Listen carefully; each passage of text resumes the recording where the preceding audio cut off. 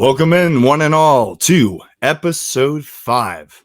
We finally made it of the Travis Dufour Show, titled Life After Wrestling. My name is Travis Dufour. Now introducing my co-host, Mike Yatsko. Daddy! And thank God this is the last part of this God-forsaken series. Hey. Now you know the rules around here. We need to plug shit, okay? Of course. And you can follow us at the Dufour Brand, Twitter, Instagram, TikTok, you name it. There's daily. Okay, I'm not going to say daily, but it will get to daily. Every single hour we post. Every hour. It's insane how we do this. Yeah, it's pretty intense. Social media is nuts. No, but we love doing this show. We're on episode 5 on the Travis Dufour Show, and we are finishing up. This is the end. This is Life After Wrestling. And Mike, I thought you were going to say life after death. This is the afterlife right here. Yeah, we've been going on for this 5-part series about your career and touching on a couple years at a time and kind of going on an incredible journey. There's been deaths, there's been highs, there's been lows, there's been championships, there's been lots and lots and lots of losses. Sorry. There's lots of losses and a lot of setbacks and losses. But Mike, to be fair, there was a lot, tons and tons of high points. Oh yes, of course, yes, lots of high points for the many losses that were there as well. But no, not taking away anything from you. It's been a fun ride this whole career. You were grand champion for an extremely long time, what felt like forever. When I was checking on Facebook and stuff like that. So it's been a fun journey, and we're picking up where we last left off with your career. And this is the last part of this. And then we're going to get into a whole bunch of other topics this season and really dive deep into it. So I guess let's start off with the first date. We're picking up here July 2nd, 2017. This is at Championship Pro Wrestling. And it's a Big Bear Lake. You've been to this promotion many times before. And here you're back in a match with Shane Shadows. So let's talk about this. So to kind of pick up from episode 4, we learned at the end of episode 4 that my best friend in life dies. My injury in the ring happens at the same exact time. I'm trying to be as authentic as I can be because I have watched a lot of the Amber Heard and Johnny Depp trial. Oh, man. So and that kind of affects me on this episode as I'm looking through our notes for the show. I can't help but feel like I'm one of Depp's lawyers looking through paperwork, you know? Yeah, for sure. But so with all these things happening to me, it's a very traumatic time in my life. Yeah. And I reach out to Shane at this time, and I know that my neck is injured. Now I'm still in a phase where I'm not sure of the severity. But I do know that I am in a lot of pain. Just in your daily regular life, even just doing normal things, you're in pain. Oh yeah. Depression is pretty much setting up shop in my life at this time. And I need to have my escape. And what the fuck is my escape, Mike? Alcohol. Wrestling. Oh yeah. Dark, my man. Heroin. Cocaine. Brother, there's nothing I couldn't snort. No. At this time, my escape in my whole life, pro wrestling, I hit up Championship Pro Wrestling, and Shane, this match meant a lot to me because Shane knew. He saw my Facebook feed. Everybody on the roster knew. And I felt like I needed to be around my family. So you heard the whispers as you walk by, like, "Oh, there goes Travis. He's got a neck thing." Yeah, like this guy can't catch a fucking break. Yeah. No, they probably weren't saying all that. But no, it's Travis, great. He's the greatest of all time. Greatest of all time. No, I kind of needed this moment because I was back in the place I started wrestling, the guy that I credit a lot of my career to. And Shane really gave me another competitive match where I walked away feeling, it was a match that I needed at that time. It was Yeah. my escape. It worked. Along with that alcohol, of course. Oh, brother, I couldn't. No. Okay, if we're gonna shoot here, at this time, Oh, we're I shooting. am, at that level of depression. I am drinking pretty much every weekend, I will Yeah. say. Yeah. After matches and, but never before a match though. You weren't Never. Axel rottening it up. Yeah, yeah, yeah. And if anybody ever even claimed to have seen me drink before a match, that They're is hearsay. liars. They're liars. Alleged. No, that It would be allegedly. no, there Allegedly. would be an objection. So, but let's go Yeah. ahead and move on to, that was a big day for me, but August Uh, 5th yeah. at Phoenix Pro Wrestling. Um, Altoona. I got it right this time. Altoona, Pennsylvania. And you are in a match with Shane Malice. What's going on here at this particular event? this is it. This is finally it. I am still at this time the grand champion. Still Um, reigning, defending, undisputed grand champion. every day of my life I'm waking up in pain. My neck is causing me so much pain. Thank God at this time my shoot job is, I'm working in a call center, so I am seated, every day of the week, Monday through Friday. Thank God for that, because my background is warehouse. I mean, I've put 4 years at FedEx, 2 years at Rust-Oleum, that paint company. So like Yeah. my background is a very, very physical. So thank God whenever I hurt my neck, I was taking calls. So do you think that during this time, like, we've gone over the belt's a prop type of thing, but were you looking at this belt saying, like, I'm not going to be the champion much longer, with the way my neck is? Like things are clearly not improving for me.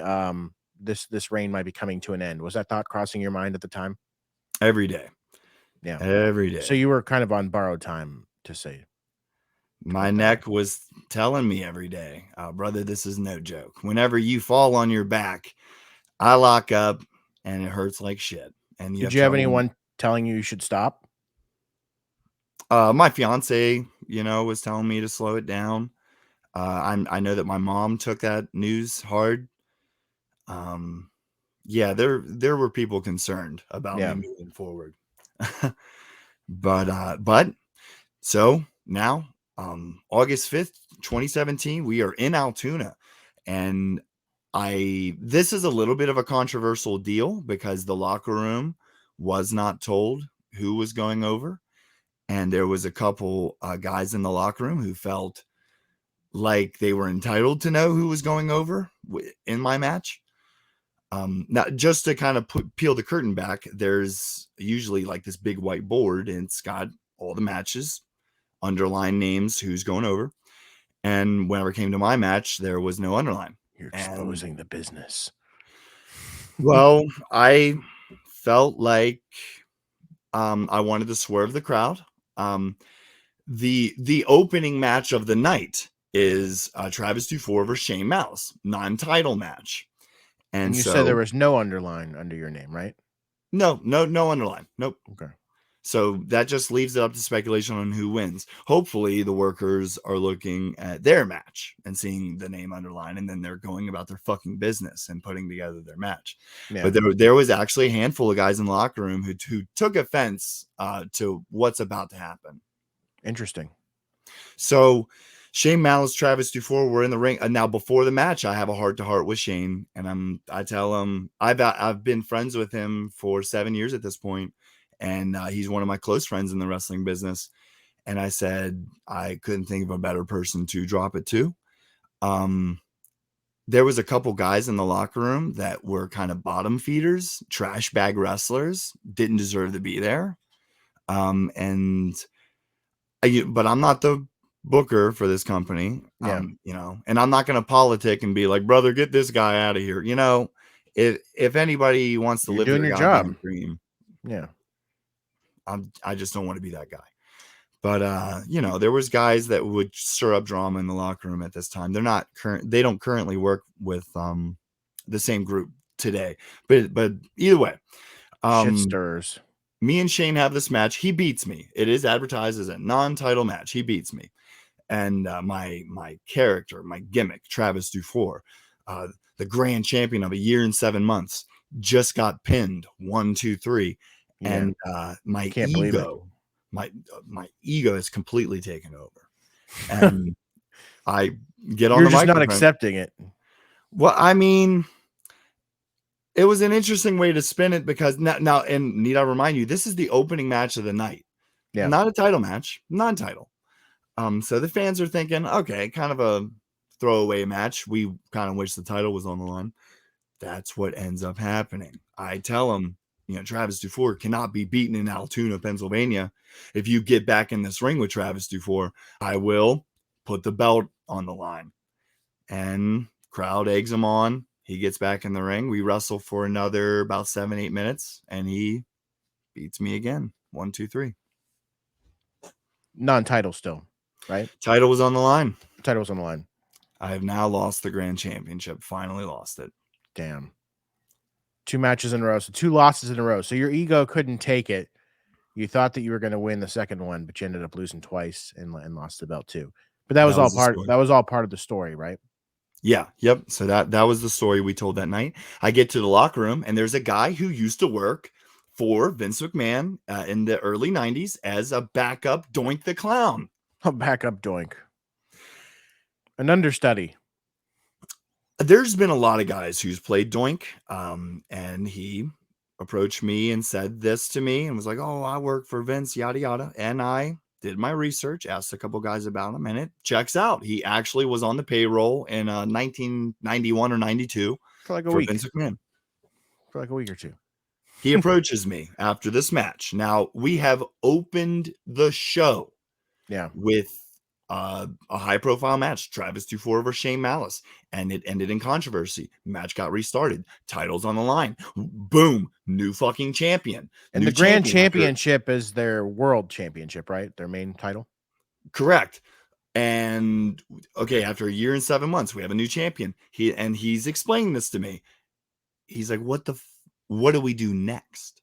What happens after that? Okay, the second match of the night. How do you follow that? Yeah, really? Why? Well, that was my question. Why wasn't that the main event? Something as big as that, their world title.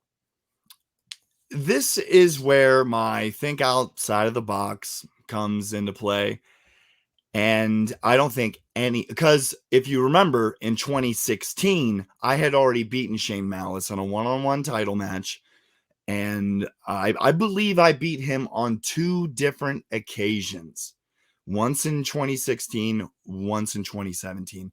And this is our third encounter. Nobody was expecting Malice to beat me.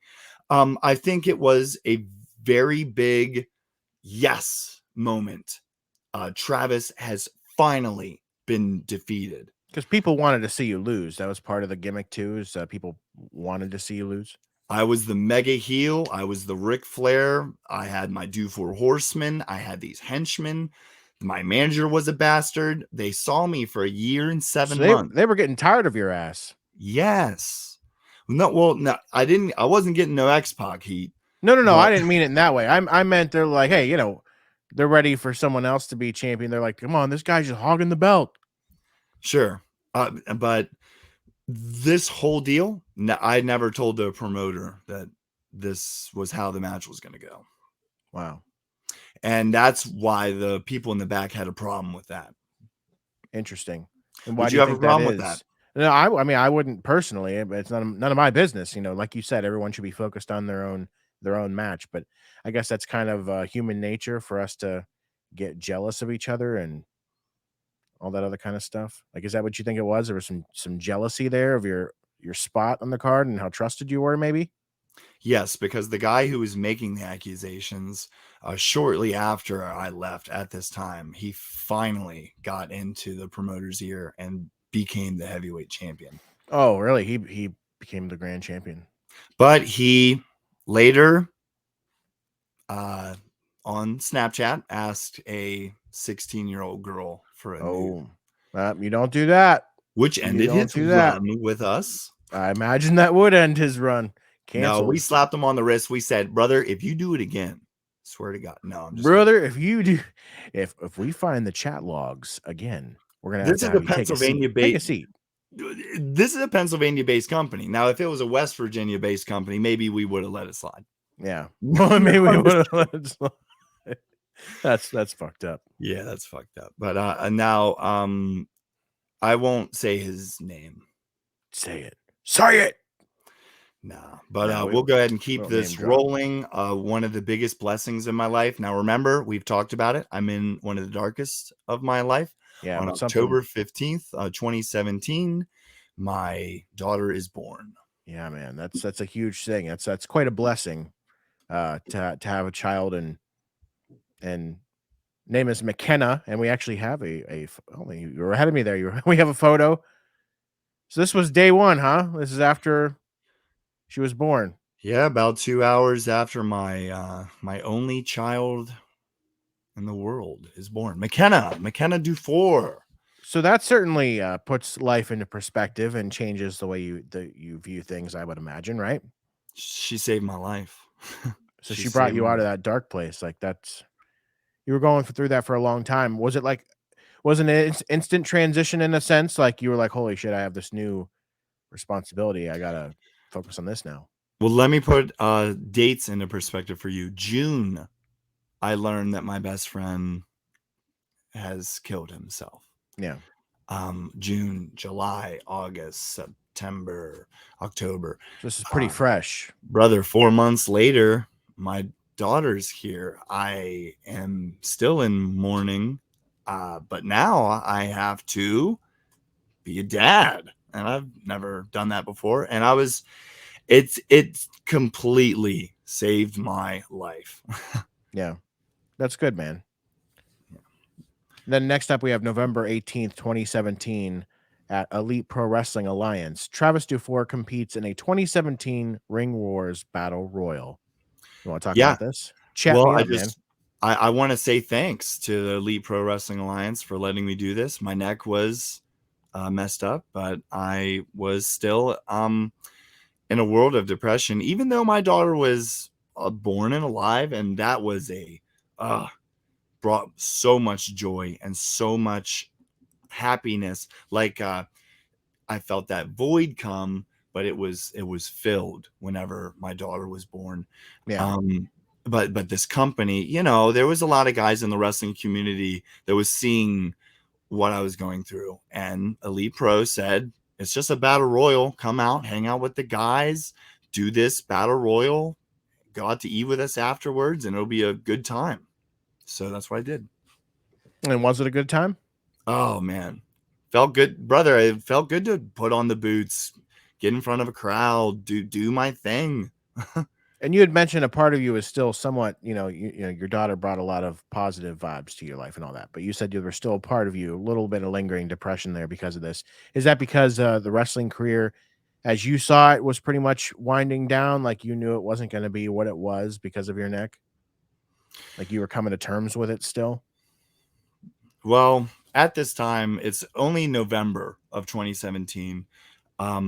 Just a couple months, about the spring of 2018, I start paying for therapy, and it's $200 a session, Wow. and I had months and months of sessions, thousands. I've spent, Mike, thousands of dollars on therapy over this. Trying to get your neck in better shape.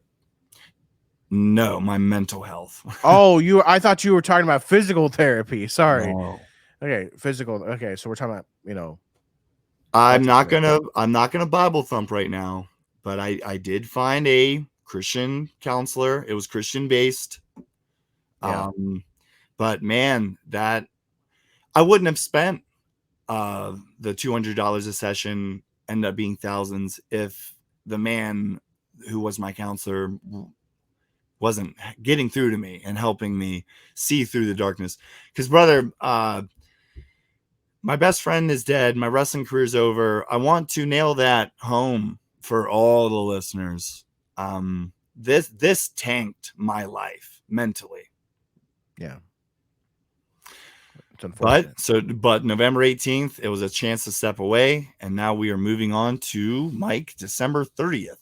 Yeah, December 30th, 2017. Phoenix Pro Wrestling in Altoona, PA. Love the name of that town, Altoona.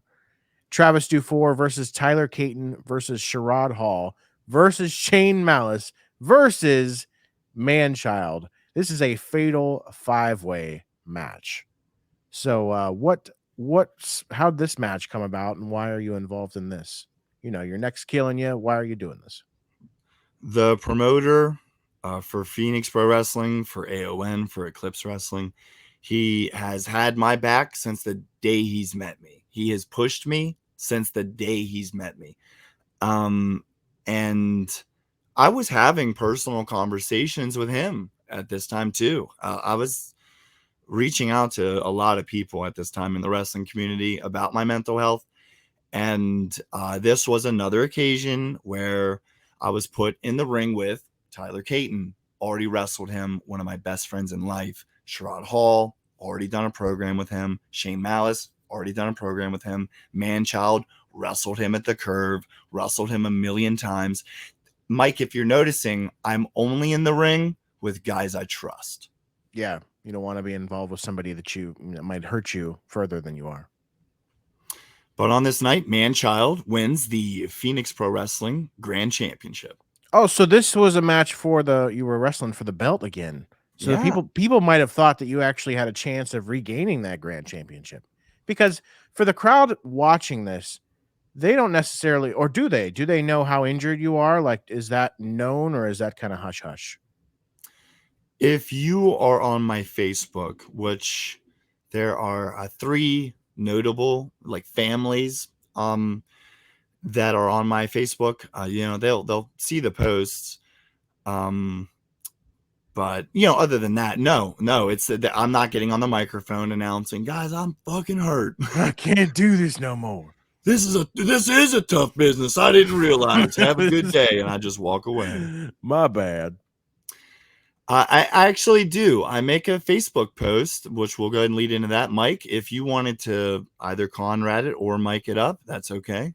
Conrad. I'll use my Conrad. December 30th, 2017. Travis Dufour post to Facebook. Hey man, I walked away tonight not regaining the grand championship. To you people saying rude, unspeakable things to me, I'll never forget it. I walked away tonight feeling like half the man I know I am. It's been a ride. Goodbye for now. That wasn't so Man, much Conrad as just really southern. But damn man, so you're literally posting to Facebook that's you thought that was probably it for you in wrestling. at this time, I did tell the promoter that I was going to be stepping away from anything that he was doing. And was that something permanent, temporary? Like, what was your thought process? My world had been crushed. So I was kind of thinking, oh, I can't be an active wrestler. I can't keep putting myself in the ring at this time. And I was kind of like scared to do that.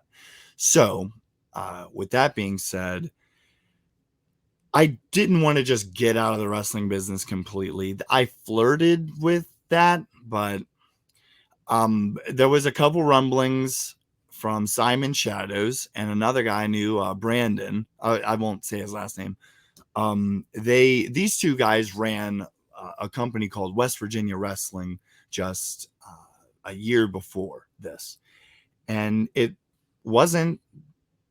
They were kind of successful shows, but they wanted to rebrand it, give it a new name, and bring me involved because in real life I was Brandon's one of my childhood friends. He backyard wrestled with me, and Simon Shadows is one of my best friends at the time too. So we decided to open up a brand new promotion. Yeah, man. So this is January 26th, 2018. Travis Dufour launches Outlaw Wrestling. How about that, man? Your own wrestling promotion. What do you think of the name? Do you like the name? Outlaw Wrestling. Kind of reminds me of the New Age Outlaws. I don't know how I feel about it at firsthand. Outlaw Wrestling. I don't mind it. I don't mind it. Does it give you a Jim Cornette feel, like Outlaw Mud Show Wrestling? To an extent, yeah. Yeah. Well, we wanted this promotion to look low rent, dirty. Like a developmental territory almost, like a Even below that. even below that. We wanted to feel underground. Ooh, like Raw Underground. Do you remember that uh, when they were doing that on TV? yeah. Shane Pandemic wrestling. McMahon and all that. Yeah, the panda. Yeah, that was interesting. It lasted like 4 or 5 weeks. Yuck. Um, No, man. So the premise behind Outlaw Wrestling was kind of this this grimy promotion. We wanted the kind of one of the gimmicks to be that nobody knew who was the promoter for it. So they announced me as the official, because we Like need an like a GM, like a general manager. official reporter Oh, for Outlaw reporter. Wrestling. Oh, Ace Bennington. You remember that? You remember that name? Or was that your reporter name? Ace Bennington, pretty much. I definitely tapped into that gimmick. Um, but yeah, Outlaw Wrestling was born. Let's go ahead and pull up the flyer for the first event. Yeah. Our first event's going to be on March 17th, 2018. Now it is January 26th that we're announcing this. So upon the announcement, we have about a month and 3 weeks or something like that. You do the math.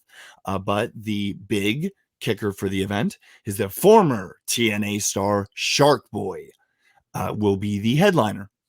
Yeah, against the Hellraiser Bill Bane. The Hellraiser. Did you do this poster yourself? Yes, I did. Now, before we dive too deep into Outlaw Wrestling, into Outlaw Wrestling, I want to make one thing clear. I regret Outlaw Wrestling ever being a thing. I wish that none of these events happened. Oh man, Um, none of them. not one of them. We ran 6 events. That's a good amount. 6 events. I hope that I get to show everybody a side of me that maybe you didn't know is there. So we will get into, at the end of this Outlaw Wrestling story, we will get into why I wish none of these events ever happened. I That's just want to unfortunate. preface it. That's unfortunate because you'd think starting your own promotion that would be like the time of your life and a lot of fun for you. But we'll dive into it. I did want to bring up one thing. We did have a video to go with the last match. Did you want to play that before we get too far into Outlaw Wrestling? No, absolutely. If we have a clip, let's go Yeah, ahead and we have roll a that. clip that went with because we were talking about the your match December 30th in Phoenix Pro Wrestling, that fatal 5-way match, and I think this goes along with this in some way, right? Yeah, to go ahead and put a little background to this. Yep, this is a promo for the 5-way. It was shot at my brother's wedding. Oh, your brother's wedding. Well, here we go. Roll the clip. Probably wondering why I'm all dressed up for the occasion. I'm talking about a 5-man scramble at the Blair County Convention Center on December 30th. I'm going to tell you this right now. Hey, I'm talking about my match, kid. So keep it down. 5-man scramble. The other 4 guys, some are former champions and some have, done this and that, whatever. But you already know Travis. Give me a second. But you already know Travis Dufour. You already know whenever I come into the building with the Dufour Horsemen, I bring the class with me. And that, what did you just take from me? Give me that $5 back. The Blair County Convention Center, Shane Malice, Manchild, Caden, all you guys, Sherrod Hall, smacking you, each one by one, defeating you all, taking back my belt, the belt that I've never lost. What are you doing? Belt that I've never lost, Grand Championship. It's everything I care about in this business. It's everything I love. Did you give me back my money? You know what, December 30th, I'm a little busy right now, okay? December 30th, hand out of my pocket. All right, December 30th. These damn kids, man, you just couldn't get your promo out. This stupid kid stealing your money. Do you like that? I involved the scenery. So I my main question as I'm watching this is, you're at your brother's wedding and everything's going on. Everyone's, they're getting married and they're all mingling. And they're looking over at you, Travis Dufour, off in the corner somewhere, and you're cutting a promo. And they're like, this motherfucker's, cutting a promo at my wedding. Like, what the hell? Who is this guy? Like, Hopefully they're fucking looking at that and saying, oh, look, it's a caring uncle having a moment with his nephew, no, that's what they're saying. creating a moment that he will talk about later on in life. There's some uncles somewhere. They're like, oh my God, this guy, he just doesn't stop. Can't he just give the wrestling a break for a minute? Go ahead and Dave Meltzer me. What'd you think about that promo? No, it was good. You sounded confident. You look confident. You look like somebody who's going to try to regain that title. So obviously you can't tell just from, you just speaking, but like you don't look injured. So that's, I guess, what's hard to accept is, I guess, from somebody watching this, a fan maybe watching this, they probably don't know that background. So they don't know what you're going through. Oh, but there's actually some pain behind those eyes. There is very, thank you for weighing in on that promo. That was one of my favorite promos I've ever done. Yeah. Because it was fun, It was just fun. It looked fun, and especially with the kid involved made it funny. Yeah. So yeah, diving into Outlaw Wrestling. We'll actually take a look at a picture of the first promotion I ever ran. This is the episode 2. We talked about this, the Dynamic Wrestling Association, featuring Axel Rodden, who left fucking needles in the bathroom. I've said it on multiple episodes now. Yeah, unfortunately. And so this was also your event back in the day, right? Yes, I booked this card. And that's why you weren't allowed back at the venue, was because of the needles and stuff. Correct. Yeah, that's unfortunate. It ended that dream of the Dynamic Wrestling Association. So yeah, the Dynamic Wrestling Association lived and died in the same day. If that wouldn't have happened, next year, 2023, would have been the 15-year anniversary. Of the promotion? Yeah. Yeah, if it was still going today. Yeah. No, we all wish that was a real thing. But just wanted to mention that, we had something cool for the live people who watch the show. Twitch.tv/the Do4Brand. If you're listening to the podcast, you can watch the show 7 p.m. Easterns, twitch.tv/the Do4Brand. And next week, it'll be YouTube as well. We were going to do YouTube tonight, had a little technical difficulty, but we're going to be doing YouTube live as well. So you'll be able to catch us all kinds of places. And next week's episode is a non-wrestling episode. Oh my God. It's going to actually be a lot of fun because these first 5 episodes have been great because it's telling the story of your career. Anybody who comes across your show, the Travis Do4 show, they're going to be like, well, who's this Travis guy? They're going to get to know who this Travis guy is through these first 5 episodes. And then after that, we're going to dive into some meatier topics and little touchy subjects here and there, and hopefully have some fun with that as well. But we are talking about wrestling tonight, part 5 of your career here. And I want to get into the next date on our notes here. February 24th, 2018, Sean Waltman speaks about his addiction. Travis, Pac. You an X-Pac fan? I was a huge D-Generation X guy. Yeah, me too. And how could you not be? I mean, those guys were just too cool. Yeah, so like whenever X-Pac did the angle with Kane and stuff like that, I was heavily invested in anything that like former DX guys were doing. I'm a big Billy Gunn guy too. Yeah. And so you were actually asked by Phoenix Pro Wrestling to attend this event, right? Yes, they think that I have an addiction. No, I'm just kidding. Jesus. This is like a public speaking event in, I believe it was in Johnstown. Oh man, I don't. It was in either Johnstown or Altoona, Pennsylvania, and the person who was conducting the thing was a big wrestling fan. Wanted to bring in Sean Waltman, so he flew in Sean Waltman to talk about addiction. There was, and the promoter for Phoenix Pro Wrestling heard about it and said, hey, is it okay if we send a couple wrestlers down there?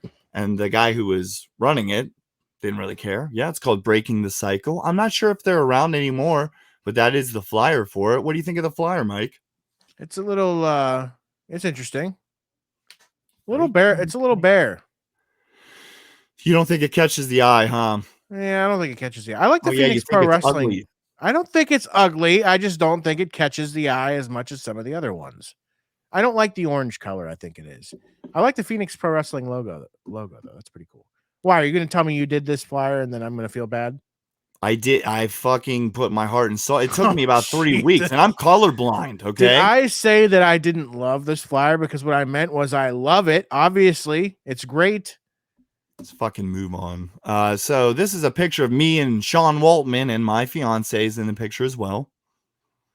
Sean Waltman just looks like a happy dude. Like he looks friendly. He Brother, looks I thought approachable. I thought he was a midget whenever I've been watching him on TV over the years, but Oh, he's dude. almost as tall as I am, and I'm 6'5". So he's a pretty tall dude. Wow, He is. that's crazy. Did So- your fiance even know who this guy was? Like, is she a wrestling fan? No, she had no clue. No clue Sean Waltman is. She had no fucking clue. No fucking clue. But brother, I did the floor opened up for questions, and I raised my hand, and I got to ask Sean Waltman a question. Well, what was it? What did you ask him? Do you remember? I said, of all the locker rooms that you've been in, WCW, WWF in the 90s, like all these places, all these locker rooms, which one was the most drug ridden? Okay, and we will now open the floor to Mike. Mike, which promotion had the most drugs? ECW. That's what I'd say. Wrong. Try again. Wasn't ECW. It was not ECW. That is a very good guess. And to be fair, Sean Waltman was never fucking in ECW. Oh, that's right. To I be guess he wasn't. to be totally fair, not trying to put you on the spot, Mike. Yeah, I don't know. TNA? Boom, TNA. Was it TNA? Wow. I knew it was. It couldn't have been WWE. Their drug policy is pretty ironclad. He said, especially in the 2002 to 2003 Nashville era, he was like, it was like the Wild West. Jesus. Everybody was just doing whatever they wanted. And I will share one. No, should I share his Share drug it. stories? Is it a story that he's put out there publicly himself? And anybody could have went to this thing. Oh, well, did he actually tell the audience this? Yeah. Oh, well, then that's fair game. If he told the audience, then that's fair game. Fuck it. So he said that the worst thing that he's ever done drug-wise is he was in Tijuana, Mexico. Here we go. For a one of the major Mexican wrestling promotions. And it was after a show, and he was partying in Tijuana in some like bullshit bar, like a real shady rundown bar. And he stepped away from the party, went into the bathroom of this rundown bar, and I guess he shot heroin with the toilet bowl water. Ooh, shit. Oh, He did something where he needed to use the toilet bowl water. Yeah, I don't know how shooting heroin works enough to know how you involve the toilet bowl water, but I'll just use my imagination, I suppose. That's pretty messed up. I was so happy that he shared that, though. He seems like such an open and honest dude. Like, he acknowledges his past demons and his issues, and he seems like he's clean and doing well now. I just want to reiterate, he was so nice to my fiance and me. Yeah, that's really cool. That looks like a genuine smile, doesn't it? Yeah, honestly, it does. It looks like you guys were buddies or having a nice conversation or something. It looks like he trained me. Maybe I'll start telling people that. Oh, X-Pac, trained by X-Pac. I did. Whenever I was younger, I did tell a couple promoters that Jim Neidhart was my dad. Jim Neidhart. Did people buy that? There was one promoter in North Carolina. This is like in 2008 that was going to drive me down, but he figured out that I wasn't very, very quick. Wow, he's like, you're a fucking liar. No, but that's just a little sidebar. Let's stay focused here. On March 3rd, Mike, I get my first professional tattoo. Wow, first tattoo. I still don't have any. I haven't been able to commit to any like thing yet. I wouldn't mind a tattoo, but I just need to know what it is. Like, it has to be something I can commit to. You don't have any? Nothing. Not even like a little tramp stamp. Nothing. Wow. Yeah, I'm sure it's gonna come one day. So what did you get? What's your tattoo of? Where and what is it? Hey, we'll go ahead and knock it out. It is the number 4 on my arm. That looks pretty badass. Is that for you like that? Do 4 Horsemen by chance or something else? No, I see a lot of people get their last name tattooed across like their shoulder blades. It's not stupid. It's not stupid. I don't think any tattoo is stupid. I want to make that clear. So if I got a butterfly on my shoulder, that's not stupid.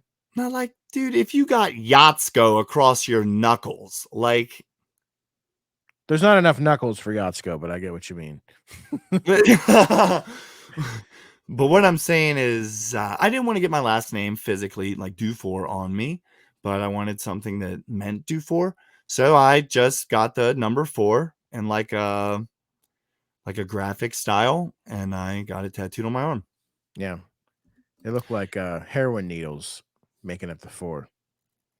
Oh my god! No, I'm just kidding, bro. They don't look like Back that. on the heroin, Jesus. No, sorry, it's always about the heroin. Oh, look at that! Is that freshly done? Is this the dude who did it? Yes, it is. This is Jason Justice, who is a longtime wrestler. I've been on a lot of cards with this man.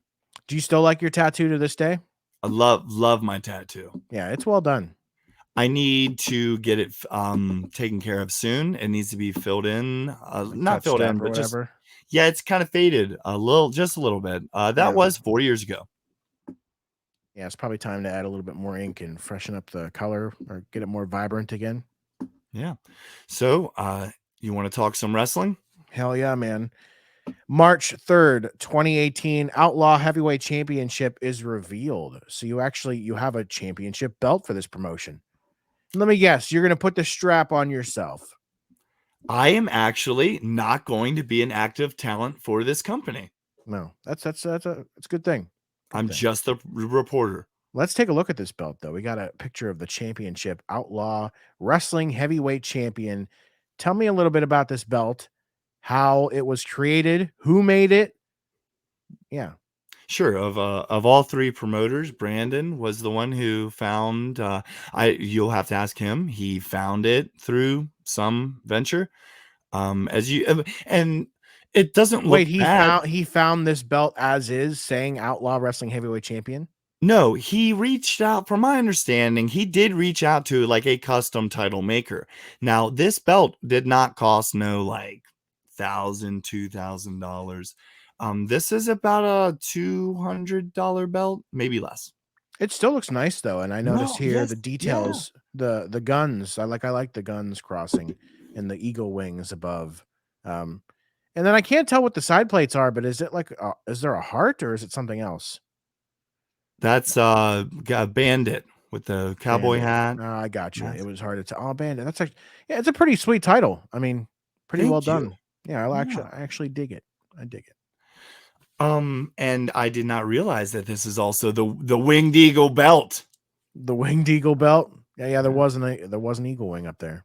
There was. So we finally, we've been hitting the streets. We've been flyering. We've been doing what it takes, keeping the Facebook, the Outlaw Wrestling Facebook updated with posts. And on March 17th, it is finally time to have the debut event. It is a sellout crowd.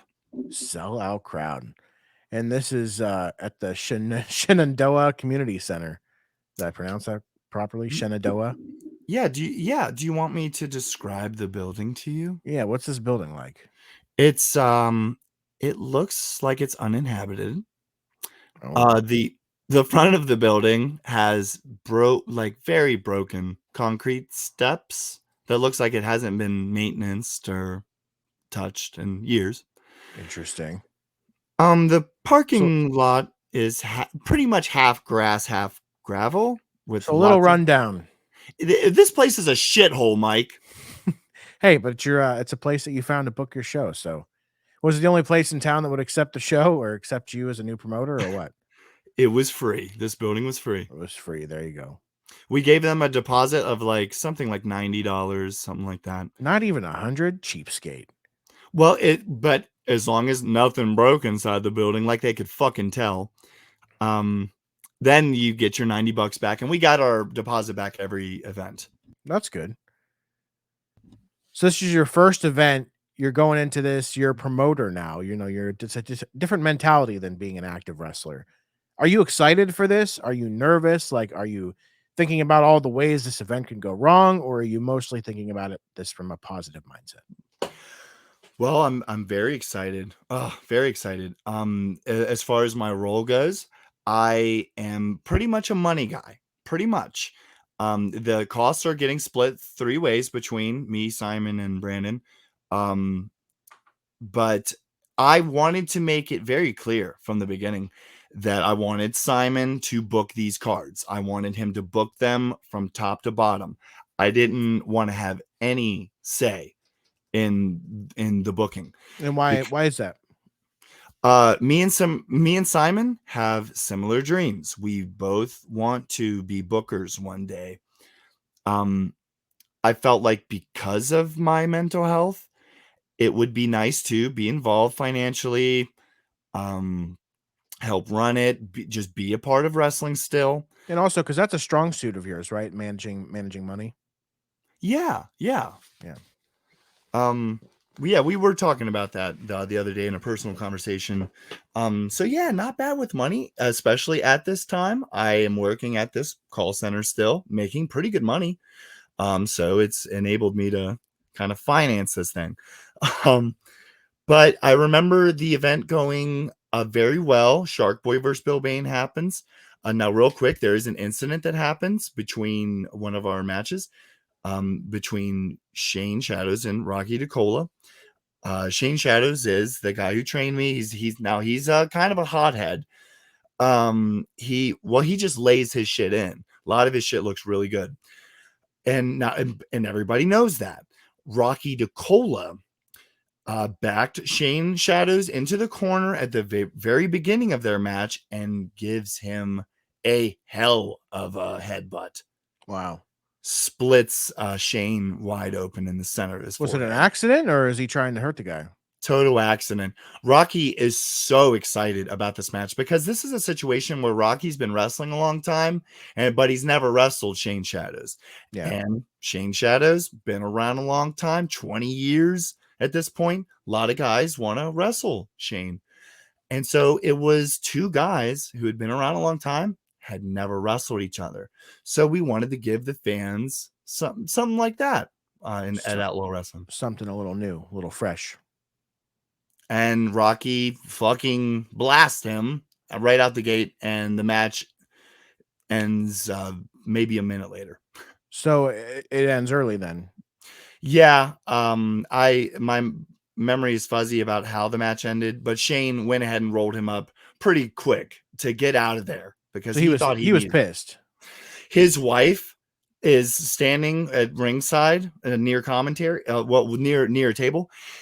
I look over her, she is fucking pissed. Oh, she's not there. Well, the wife's not happy. Yeah, I mean, because Shane's been doing this for a long time. And if you're gonna get in the ring at an older age in your 40s, you want to have not a night where this happens to you. So she's pissed. Yeah, rightfully so. So what did he say? Did he say anything to you in the back? No. I do remember Rocky coming up to Shane in the back and him just saying, "I'm so sorry. I am so sorry." And it was a very tense situation. And then Shane punched him right in the mouth. Shane was cool. Shane was very chill. That's good. So they worked it out then. It was fine. Yep. So we put a bow on that event, and to advertise in help of advertising our next event. Now, mind you, this was March. Our next event is April. We get a table at the 4-State Comic-Con in Hagerstown, Maryland. Yeah. Is that the booth right there? Look at that white trash motherfucker right there. Look at him. Looks like it was just what's the TV just playing match highlights and stuff? Full matches. That's cool. Yeah. You had your own table set up at Comic-Con, huh? The guy to the left is Brandon. He is part owner of Outlaw Wrestling. Doesn't that look like the guy who would own Outlaw Wrestling? Oh, yeah. I got to say, though, those flyers look a little stupid. For the podcast, can you describe how he looks? He looks like a big. He's kind of the guy on the left. You mean? Yes, that is Brandon. Well, first off, he's flexing. He looks like he's flexing, at least for the camera. Yeah, He's got some muscles on him. He's kind of like toned, but he kind of looks like a. Nah, I won't say it. White beater, bandana, scruffy beard, blonde hair, looks like trash. No, I hate. I'm not. He's still one of my good friends. You said it. You said it. He's still one of my good friends, for the record. And is that the championship belt? The heavyweight championship? Yeah. Does it look good on the table? It does not look good from this photo, at least. Okay. From this angle. No, I'm saying it kind of looks like kind of looks all brown for some reason. I don't know. It might just be how the photo is making the belt look. No. I'm saying the belt looks nice up close. Sure. Well, what I'm saying is from this angle, in this distance, it looks off to me. It does. I think it has snake skin leather. That's interesting. That's Come on, really, man. How much more outlaw is that? That is okay. Well, that's kind of badass. That's what I wasn't. Cool. That's why okay. Well, that is kind of cool. Do you still have it? No. Oh, that sucks. Well, I believe Brandon does. But look, if you look on the table real quick, Mike, and then we'll hop on to the next event. There are brochures on the table. Oh yeah, and they look.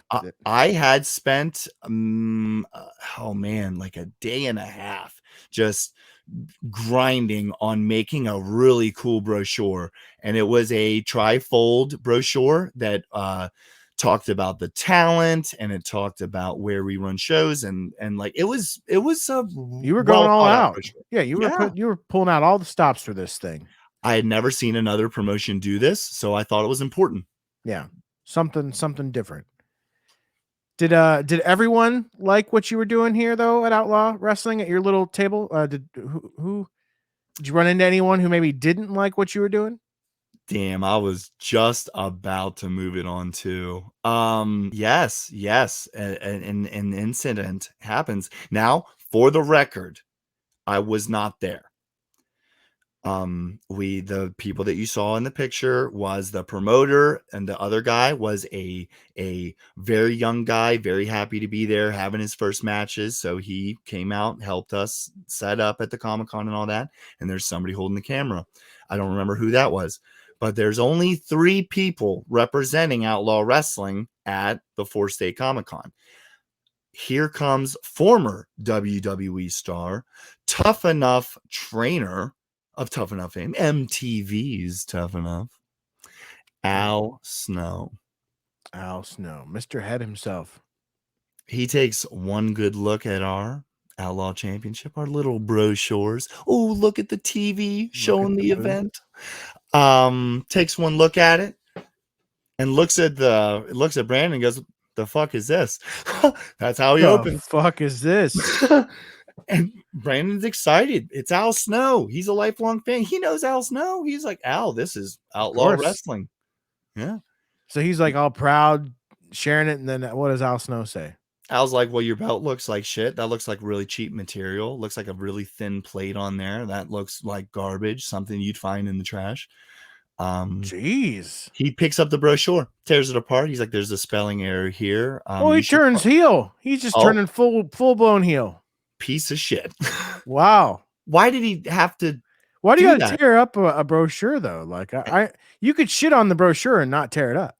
And he was doing it in front of other people who were walking around. So he was trying to make a show out of it. So fuck you, Al Snow. Yeah. So it looks like Al Snow was not a fan of the Outlaw Wrestling promotion.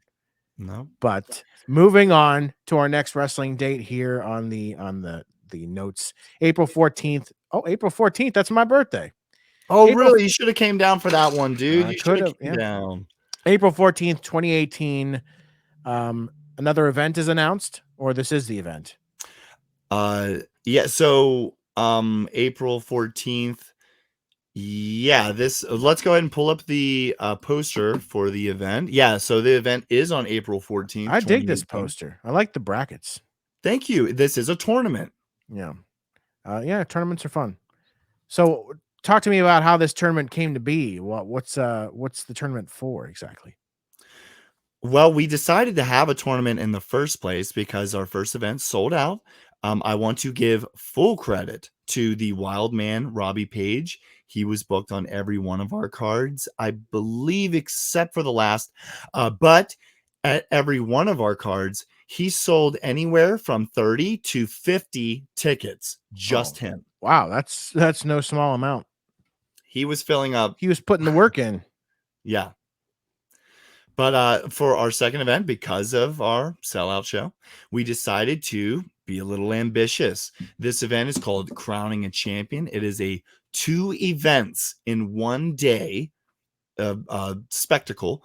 The first bell time will be at 4:30 p.m., which will have first round matches, stuff like that. And then the second show will be at 7:15 p.m., where you will find out who wins the tournament. Yeah, and this is all happening the same day then, right? Those are just hours hours from each other. 2 events in one day. Yeah. Can't Kinda go to like both. almost like WrestleMania, except that's 2 different days, but Yep, and guess what, Mike? Sold out both of them. so you sold each event as its own ticket, like each event was a separate ticket? Yes. Now, and just to clarify, what's a sellout? Sellout is 80 to 100 people. A sellout is a dozen. I'm just kidding. I was waiting. A sellout is 12 people. Sellout is my sister, my brother-in-law, and his pet cat. But no, dude, we were doing pretty good at this time. And also one of the things that we were doing was on the Facebook, if you tagged Outlaw Wrestling in a picture of you holding a flyer, maybe you saw it at Sheets or in your travels. If you take a picture of yourself with the flyer, $2 off your ticket. $2. What do you think of that idea? I think it's a pretty cool, nice little promotion. Give the people a little discount. People love a good discount. Oh yeah, no, people love free shit. Yeah, Oh, yeah, yeah. and discounts. Yeah, Oh yeah, discounts. Everyone loves a coupon. but This is the second flyer from this event. yeah, the promoter took a big fat shit on my bracket flyer that I put time on. No, I'm just Really, kidding. I actually like that one a lot better than this one. I did too. No, I mean, no. I don't mind either one. It's kind of cool, but I like the bracket. I thought that's kind of cool.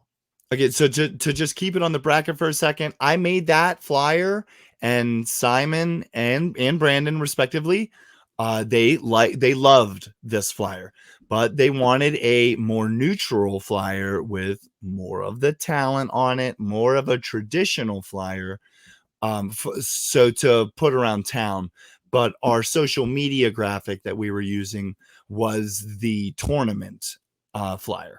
When they were approaching you, telling you the type of flyer they wanted, you were like, "Well, then just do it yourself." And I was like, you guys away. act like I don't fucking own a third of this. We're going with my flyers. Like, we are creating a new flyer behind your back. No.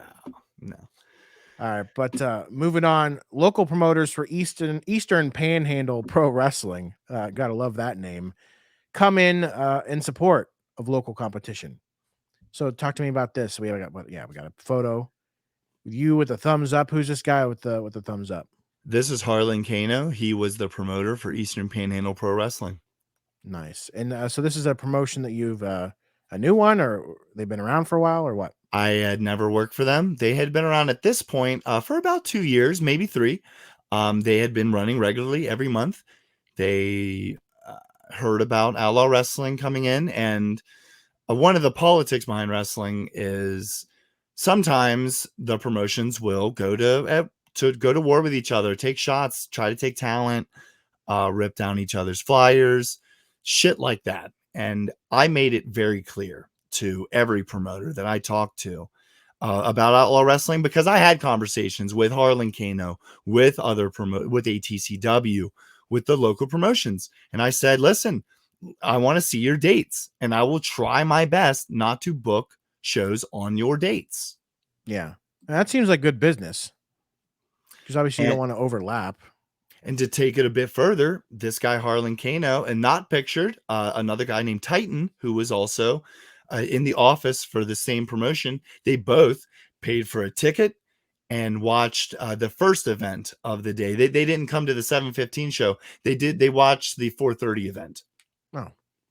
But that was still cool. And brother, that spoke volumes on how my reputation in the wrestling business had changed. Yeah.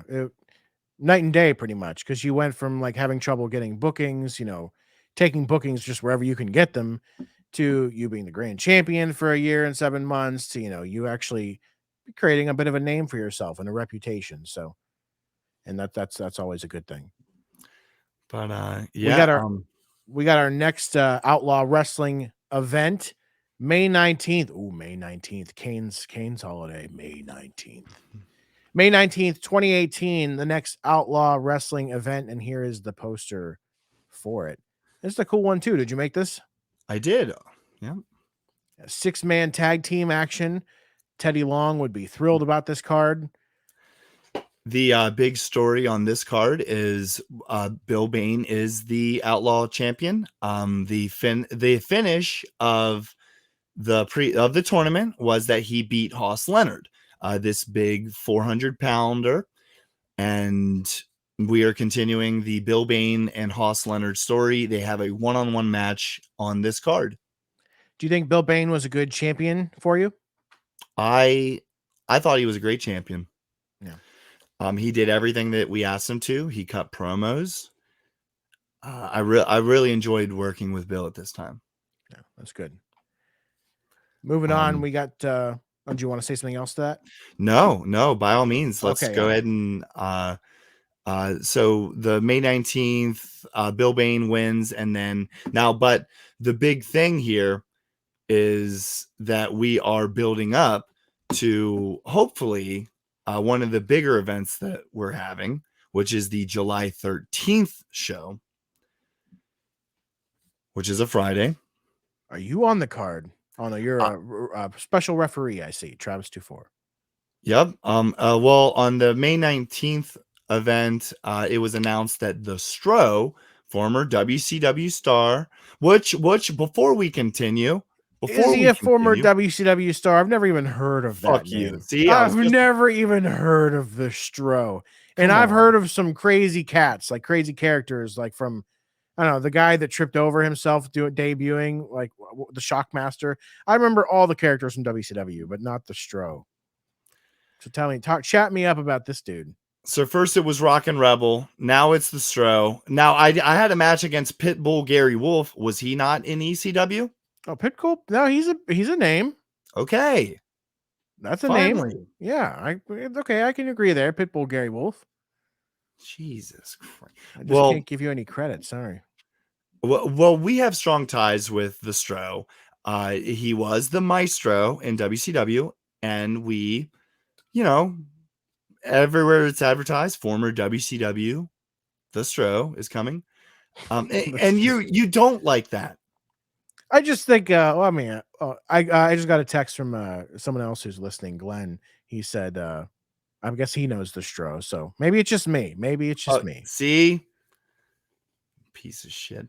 So the angle that we're running here is that to make sure that it's a fair match, Travis 24, me, will be the special guest referee, as I've been the kind of the authority figure for Outlaw Wrestling. The commissioner, the GM, that type of deal. It went from reporter, where I was just doing interviews, to a guy who can make matches. Yeah. You just kind of took that responsibility for yourself. They're like, who gave this guy the ability to make a match? Exactly. And the Stro wins the championship. The Stro, former WCW alum, WCW Hall of Famer, the Stro. He has 403 followers on Twitter, so you can take that all the way to the bank. Oh, okay. My bad. I'll shut up then. I forgot. No, but dude, we are really loading up the locker room with former big stars, because former WWF star, the Patriot.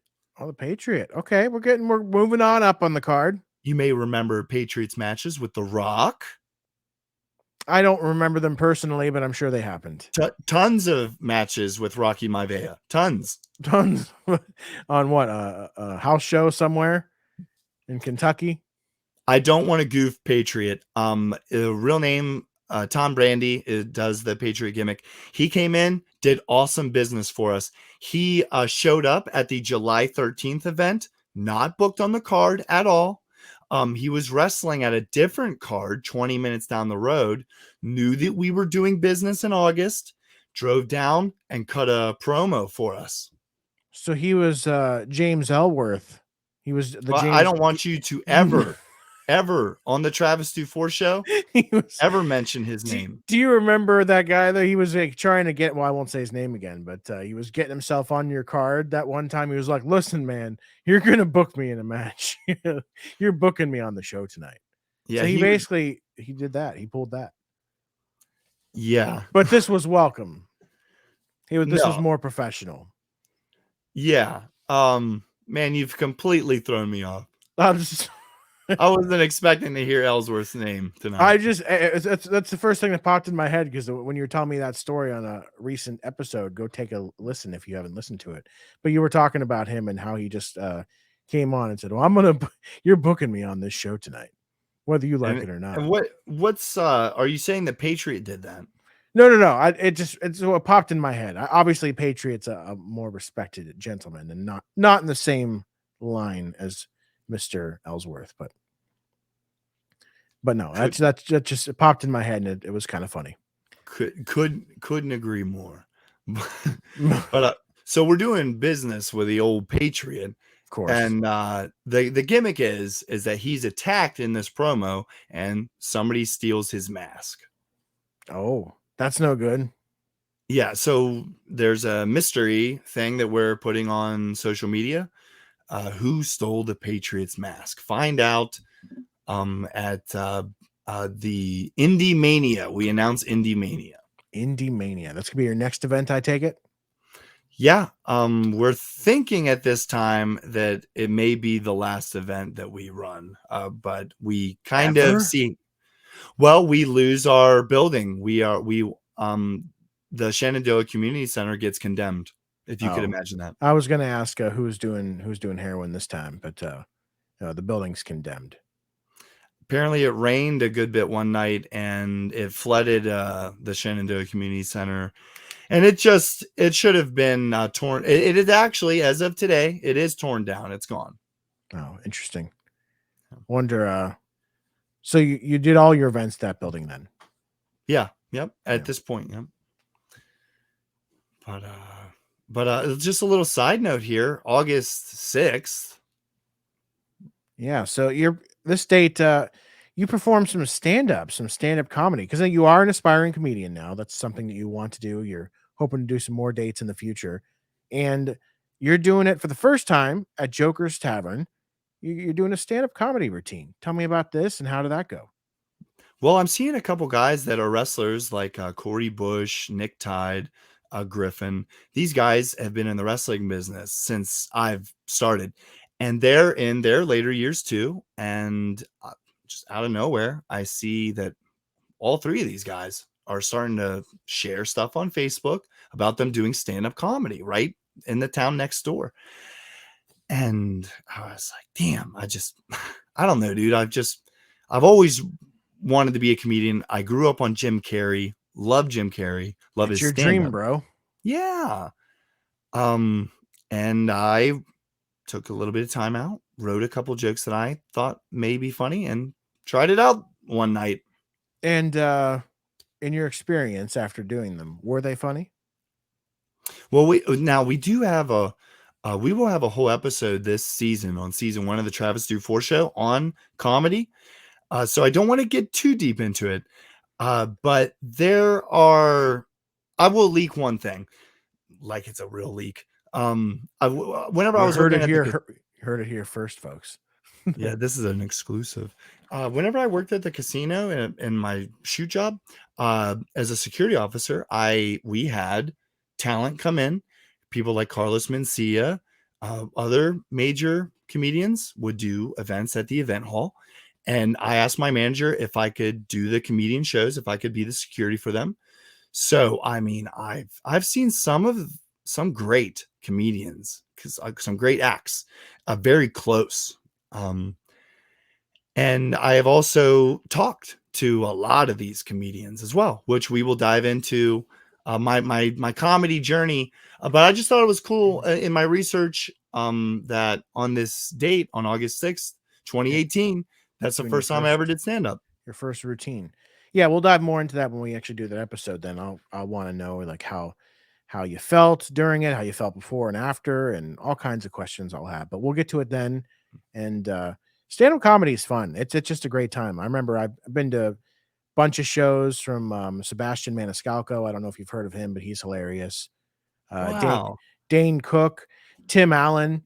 Actually, I went to see Tim Allen with Glenn. An interesting story about that is that Glenn, there was an opportunity after the show to get Tim Allen's autograph. And I don't know why I wasn't doing it. I don't know if it was, yeah, I don't know why, but I think I asked Glenn to take a photo of Tim Allen and myself, and he just wouldn't do it. He just was not having it at all. Like he just was like, oh no, man. Like he was just basically, it was too cool for him, I think, or something. But I was so deflated. If I was a balloon, my balloon just deflated instantly when he told me no, because I wanted a photo with Tim Allen so bad. But God, that is bullshit. it is bullshit. But honestly, though, he made it up for me years later. He ended up taking my CM Punk Funko Pop, which is already pretty rare by itself. He took it to a Comic-Con and got it signed by CM Punk himself. And CM Punk actually wrote "Best in the World" CM Punk on my Funko Pop in a nice pink paint pen marker. So, Oh, Bret Hart. He's such a Bret Hart mark. oh yeah, and he's actually wearing the pink Bret Hart tights in the Funko Pop too. So that's why. So he totally made up for it then. So I can't fault him for it. But yeah, just a little side story, I guess. There. Sorry. Yeah, about that. cool. Hey, thank you for sharing that. That's Thank you pretty very cool. much for your comment. I'm hoping to dive in a little bit deeper on the comedy episode. Just Hell saying. yeah, that'll be fun. Yeah. But let's get back to the wrestling. We are here, part 5 of your docu-series of your career. So let's focus on that. August 18th, Indie Mania, your next event at Let There Be Rock School. Oh, so this is a school that you're doing it at. Let There Be Rock School. Yeah. Now that we've left the condemned shithole that got tore down, we are now going to a place where you can take your child to learn violin. Oh, but this isn't the right event for that, though, is it? Oh, I guess it was it? Oh no, I guess that is the event after. Do we not have? Yeah, we don't have the. Oh, that's too bad. Yeah, it's unfortunate. that's We don't too have the bad. flyer from that particular event. But yeah, so we got Indie Mania here at the Let There Be Rock School. Chat me up about this event and anything significant about it. Brother, it's all eggs in one basket. We have former WWE star The Patriot, former big time WCW star The Stro, your favorite. Stro. Fuck you. Glow original Kremlin. I think her name was Kremlin. She was this disgusting old hag. She ended up no-showing us. Oh, wow. What a bitch. Put her all over the flyer, made a special post on the Facebook. Oh, Indie Mania is going to be the biggest event of the summer. And because of shit like this, here comes Glow Original. Did you hear from her? Did she ever reach out, or that just ghosted you? It wasn't a connection of mine. Whenever we went to the 4-State Comic-Con, that was through a connection with Matt Burns, who was the promoter for that. And he was also trying to get us some talent. He was the middleman for that, to get the Glow Star. Yeah. So thanks a lot. Really helped us. Appreciate the no show. All right, so you're dealing with WCW star, Hall of Famer in the making, Stro, at this event. Sorry, I just can't get over that. Well, the only match that I remember happening in this match on this event is the Rumble at the Pub, and that's because I was involved in it. Oh, you actually were active in this match. This was my first match back. And do you love just doing that kind of stuff? Like, even if it's a battle royal or whatever, it's kind of just like you're getting that little taste of wrestling because you miss it and you love it. Maybe you can't do it the way you want to do it on a full-time basis, but you get these little opportunities here and there. You look forward to those? Oh yeah, I mean, this is a very controlled environment. I'm the promoter. Yeah. I'm not going to put myself in there against anybody that I don't trust. And this is a Royal Rumble style, so there's countdowns and theme music's happening every 60 seconds. So it's a cool vibe. And I am entrant number like 12 or 13 out of like 20. So there's a couple people after me. But strategically to put me at like 13, I was hoping that would get a good pop. And I got a pretty good pop. This show didn't draw that well, which is why we So not closed a it. sellout this time? Yeah. This was the last event for Outlaw Wrestling. And is that what discouraged you? Was it the lack of attendance, or were there other factors at play at this time? Yeah, let's go ahead and get into it. I don't care to talk about outlaw wrestling anymore. Well, we That still have some things to touch on, don't we? Don't we have another event even? Go ahead and there's a quote from Facebook, and there's a quote from Facebook. Go ahead and take care of that quote there, because this Yeah. is right after Yeah, and you Indie posted Mania. this. You posted this to Facebook.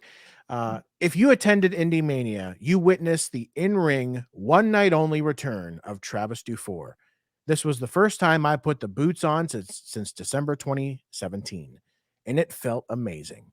Indie Mania had a special vibe to it, so don't get used to this.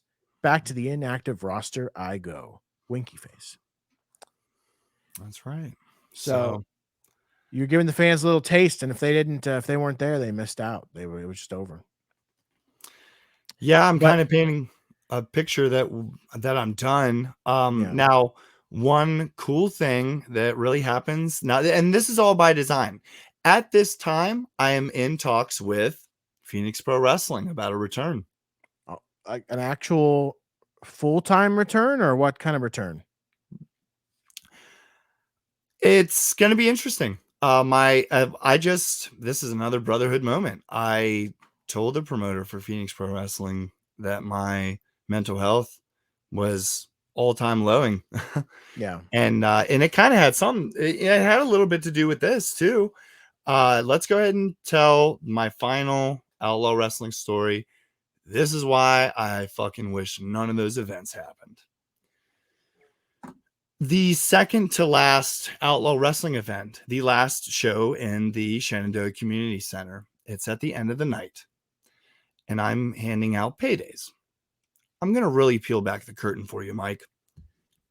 Hand out paydays. I approach Bill Bain. He's been my champion. He's been my mentor. I I just give so much credit to Bill. This is what happens. I walk up to Bill and I say, Bill, the house was really light tonight, and I don't have anything for you. No pay for Bill Bain. Not 3 seconds, not exaggerating, not 3 seconds go by. I smile and I start to chuckle and I say, here you go, brother. I hand him a fucking envelope with his name on it. It's his pay. So it was a joke the whole time. It's a joke. It was intended to be a joke. But and how did he take it? I find out later. Did he laugh in the moment? Like, did he play it off in the moment, or what did he do? Maybe he didn't. Maybe he didn't. In hindsight, now that I'm looking back, maybe he didn't. Just a couple weeks later, maybe it was a couple months later. I think I was in the dark about this a while. Because Indie Mania is after this. But a couple months later, it is brought to my attention by a couple guys that, well, I'm sorry. Let me backtrack. I try to go to Bill Bain's Facebook for whatever reason, and I realize that we're not friends anymore. He has unfriended me at some point. It's FB official. Yeah. And the CPW Facebook page has also unfriended me, which I know that he runs. And I'm just thinking, fucking why? And I asked a couple close people. I don't want to get them involved. I did ask a couple people what it was about. And it was from that. He thought that I was the most disrespectful motherfucker in the world to do that. He thought you were like big leaguing him or something. I would love to get his fucking side on why he doesn't like me, because if that could, from my understanding, that is what it is. So the joke possibly, well, maybe rubbed him the wrong way, and then you just took it bad. In real time, Mike, I will give it to you right now. Okay. In real time. Hey, sorry, brother. The house was light. Don't have any pay for you. I'm just kidding. Here you go, brother. It seems like such a short interaction, like such a short, small thing to get upset about. Maybe he was just already upset, and I don't know. But that's, I gotta say, that's really unfortunate, because you said, he was your friend, and we had a special. We kind of had a special bond because we had the same birthday. Yeah. And that was something that we would always message each other Do you on think our there's birthdays. do you think there's a chance you could repair that relationship? I mean, what would you say to him if you had the chance? Let's say he's watching, listening by some miracle. What would you say to him? I've seen him tons of times since. Oh, you've seen And him. Okay, wow. yeah, tons. And I've not had a conversation with Bill since then, like a real, because Mike, me and Bill have had tons of personal conversations. He knew what was going on with my best friend. Now, to his credit, he was in his personal life, he was going through some shit too. I'm not going to say what, but there was something like a major life event was happening in his life at the same time too. Maybe he was in a lot of pain, but Mike, this was at the same time that I was spending thousands of dollars on therapy. Yeah. So yeah, that is, I wish that outlaw wrestling never happened. For I this wish, specific reason then? yeah, I feel bad that Bill feels that that was But you didn't mean anything. You literally, like, looking back, you didn't mean anything by it. You were just like, hey, I think I know this guy well enough. I'm just going to joke with him, just a little, you know, bingo. and Mike, that's you've known it. me a long time. Does that not sound like something I'd say? Yeah. I mean, it seems like a small thing in retrospect. Couldn't believe it. Couldn't believe it that you'd end a friendship Yeah. over that. Yeah. That's unfortunate. But let's get back on to business. On September 4th, 2018, this will lead into something, Mike. I write a status on Facebook that will become not true. Yeah. Summer is over, but I need another vacation. So I booked a mini vacay to Luray, Virginia on Saturday. Going to see what I can get into other than the caverns. I love Luray. Hell yeah. So tell me about what was the meaning behind that post? Well, it was all a ruse. I didn't want anybody on my Facebook to think that I was actually returning to wrestling that night. And before we show the first picture of the return, I do want to. Did we skip video 1? Did we? Or have we done video 1? No, we did video 1. I'm Yeah, we sorry. did video 1. Yep. We're coming up on video 2 here soon. But either way, before I show this picture, I wanted to have the people off my trail. Rick, the owner of Phoenix Pro Wrestling, had gotten a hold of me. We had decided that my return would be a total surprise to the entire locker room, to all the fans, everybody. Yeah, so not many people knew about it. Hardly anyone. There was only, I believe, 3 people who knew. The promoter. It might have just been the promoter. They told my return happened in the middle of a match. It was Tyler Caden and Robbie Page in a tag match where they were defeating 2 young wrestlers. And at the end of their match, I make my return. We'll go ahead and do we have that video? The video 2. Could we go ahead and get that? Because that is my return. You'll see me come through the crowd, and then I'll jump into a behind the scenes after we watch the video. Yeah, let's take a look. Thank you. Wait a minute, who's this? What the heck? Who's in the ring? Who the heck? Who is this? Is that Fall Out Boy? That's. Oh my God! Oh my God! Travis Dufour! The single greatest champion in the world! I didn't even see him in the back. I didn't even see him in the back. The commentators really sold that moment. That's pretty sweet. Yeah, it was an organic moment. And that is the same commentary team that watched my year and 7-month reign. And little fun factoid for you, that little creepy ass mask that he had on is right behind you right now, right there. Isn't that the one? Yes. That's the same. That thing gives me the creeps. What is that from? Why do you have that? It's from Fallout. Fallout. Oh, I got you. It's a creepy looking mask. I Oh, don't. man. Fallout's a game, right? Yeah. I Yeah, can't believe you're not a Fallout guy. Yeah, I've never played Fallout, so. No, but that was really, really cool. So, were you feeling the butterflies before coming out? For this event, for this surprise return. Well, let me just ask you a question. If nobody knew that I was coming and the talent was just told that somebody's going to come out at the end of your match and they're going to cut a promo, nobody's going to touch you. They're just cutting a promo and leaving. Wh- wh- where do you think that person's coming from? Where do I think that person's coming from if they're coming out to cut a promo? Yeah, like if you're the talent, like, does that make any sense? Yeah, well, you probably, in my opinion, wouldn't come through the entranceway because, right? Yeah. Yeah, because you're not supposedly an active talent. If you really are making a surprise and entering the ring with a mask and all that, being so secretive, you probably wouldn't come through the entrance. It would maybe be the crowd. Sure. Maybe. Well, so to go ahead and tell you what I did, this is kind of crazy, but it's old school and it's something that I wanted to do.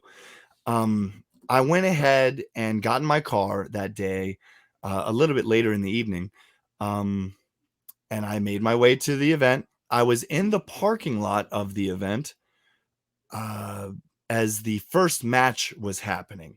The promoter had texted me the match that I'm going to be doing this deal in is the 5th match.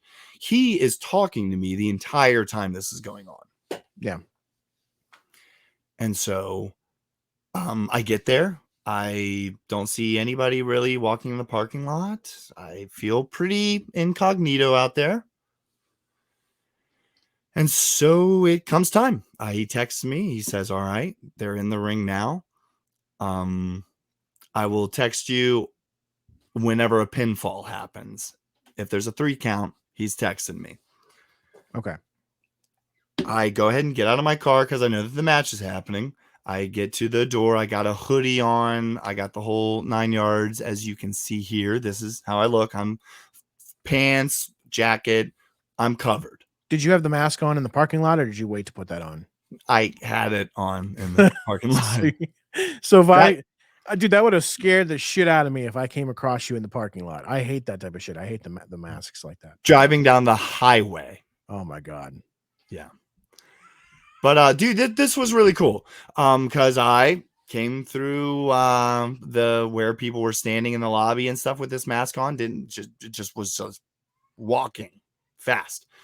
And I made it, did the promo as you guys saw, and it went over real cool. But just a couple days later, did you have any questions about any other questions about the return there? Not about the, well, because I touched on, like, I had asked, I don't know if you answered it directly. I was asking if you felt like any butterflies or nervousness prior to this return. Oh man. Since it was so like old school and nobody knew and it was like a cool thing. Yeah. Oh yeah. I hadn't felt butterflies like that for something in wrestling in a long time. Yeah. So it was a good feeling to be back. Yeah. But on September 14th, it is announced that Outlaw Wrestling is closed. Now, to go ahead and is this the picture? No, that is not the picture. This is the picture. This is the event that was advertised. And so did this event not happen, are you saying? Yeah, one day before this event, so it's supposed to be September 15th. On September 14th, it's announced that this show's not happening and the company's over. And what led up to that? Was it that Bill Bain incident? Was that part of it?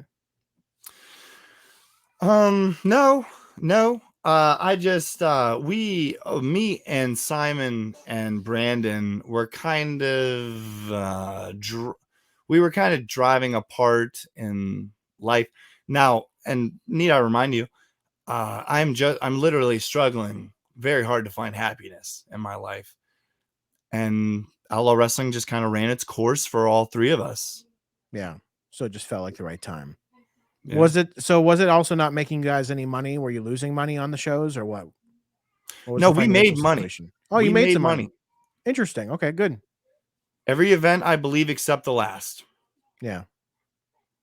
And for the September 15th show, you don't prepay talent, right? So they get paid on the day of the show. Yes. So I then, mean, if you're I don't know, a former WCW star, you're getting your money. Like Stro, he got his money then? A week before, yeah. Oh, wow. So, but moving on, Outlaw Wrestling is over. Well, real quick, I want to touch on that. Was it a kind of a bittersweet moment? Because at the same time, you said, it run its course, but that's a promotion you guys started. It was important to you, obviously, at one point, and something you look forward to doing. So was it kind of bittersweet having that chapter end kind of quickly? I mean, 6 shows isn't a lot. Well, I kind of found out that that whole deal with Bill shortly after this was done, so I didn't really get a chance to have any feelings like that. I have regretted Outlaw Wrestling ever since. No, I'm sorry to hear that, man. I'm sorry that it's kind of a stain on the. No, real quick, since we're gonna talk about Outlaw Wrestling for a couple more seconds here, I want to shout out to Jordan Evans, Xavier Cortez. There was a lot of younger guys who got some of their first matches for Outlaw Wrestling. Well, that's good. That's a positive thing. Yeah. So it helps somebody, not me. Yeah. I'm sorry to hear that, but we'll move on. That we won't have to harp on the Outlaw Wrestling stuff anymore. Because on November 3rd, 2018, you are at Phoenix Pro Wrestling again. So this is your second event back?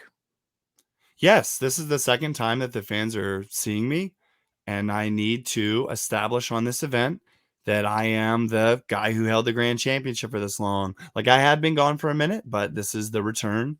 How long were you gone total? How many months? Okay, so December was the last time they saw me, and this is in November, so almost a year. Wow. Okay, that's a decent chunk of time. And they asked me what I wanted to do on this event, since they knew that what they wanted me to do was eventually on December 15th, I'm going to be in a 10-man tag. But leading up to that, they were pretty much letting me book whatever I wanted to do leading up to it. So I got an idea to come out and cut a promo. RJ Ott had died at this time too. He was a longtime fan of this promotion. Oh. And he was heavily invested in the storyline was, who is Travis Dufour coming back for? This group called Dishonor, who was this NWO faction kind of deal, running a ramshot on the company. Yeah. Or was he going to be a part of Team Phoenix Pro Wrestling and to try to rid Dishonor? So that was the question. And a lot of the fans didn't know who I was going to side with. And I got on the microphone and I said, RJ Ott wanted to know like who I would be siding with. And I'll be honest with you guys, I'm still debating on who I want to go with. I get interrupted. Now, who do I want to interrupt me? This is something that it's my discretion. I get a hold of a longtime friend of mine, Chris Gatton, who is not a talent at this promotion at all. He might have had like a tryout years before, maybe here and there. From my understanding, Gatton's really not been up here. So I asked him, hey, would you like to be a part of my angle and kind of put me over? Yeah. So what did he say to that? He was all systems go. The angle included me mercilessly. I'm sorry. I can't even say mercilessly. You got me fucked up. I was mercilessly. Yeah, there we go. We got beating this shit out of Chris Gatton. I mean, I threw him on the outside of the ring. I was slamming him off the guardrails. I took a chair at one point and held in on his neck. It was an all-out assault. I wanted to show the fans that I was wild, crazy. You didn't know what I was going to do next. Yeah. And so this segment definitely got that across for sure. Well, he comes out, interrupts me, and just by interrupting me, it makes me full on assault him. After this angle is done, I get a couple messages from some of my closest friends in the wrestling business that didn't like this angle. Why? Why not? They thought I was burying Gatton. Hmm. So let me paint this picture for you, Mike. I'm the guy up here. I've been in this audience since 2012. Grand Former Slam. heavyweight champ. I almost did it again. Grand Slam champion, but grand champion for 1 year, 7 months. Done a lot. Yeah. And the angle is I need to look like a big deal because I am supposed to be saving Phoenix Pro Wrestling from dishonor. That is what I've been told. So you got to look strong, and you've been gone for a while, so you need to reinforce to the audience that you are a force to be reckoned with, right? Yes. And I want to, so that's So that's the story I wanted to tell. Travis massacre mercilessly beats this shit out of somebody. And it came across very, very cool. The footage was great. I really thought it came across great. I was happy with it. But then I heard that through the grapevine that Gatton wasn't a really big fan of it either, because he, and along with a couple other guys, felt like he should have at least gotten something in on me. So he got no offense in on the because he interrupts you, and then you just basically break out into a fit of rage. We're standing face to face in the ring. I got the mic. He interrupts me. I kick him in the gut. We do one little thing in there. I throw him on the outside. We're doing stuff on the outside. It's like a all over the place, not a real match brawl. Yeah, but it's very one-sided. It's completely one-sided. And so he had some feeling. Did he express any feelings about that beforehand? Well, they were like, well, the promotion's not going to want to use him in the future because he just got fucking mauled out there. And I said, well, that's a mark-ass way to look at it, A. And B, one of the things that I used to do whenever I was younger to try to get bookings, which successfully got me bookings, was doing what I was told. Yeah. Doing the best with whatever angle was presented to me. If I was told to go part of paying your dues, right?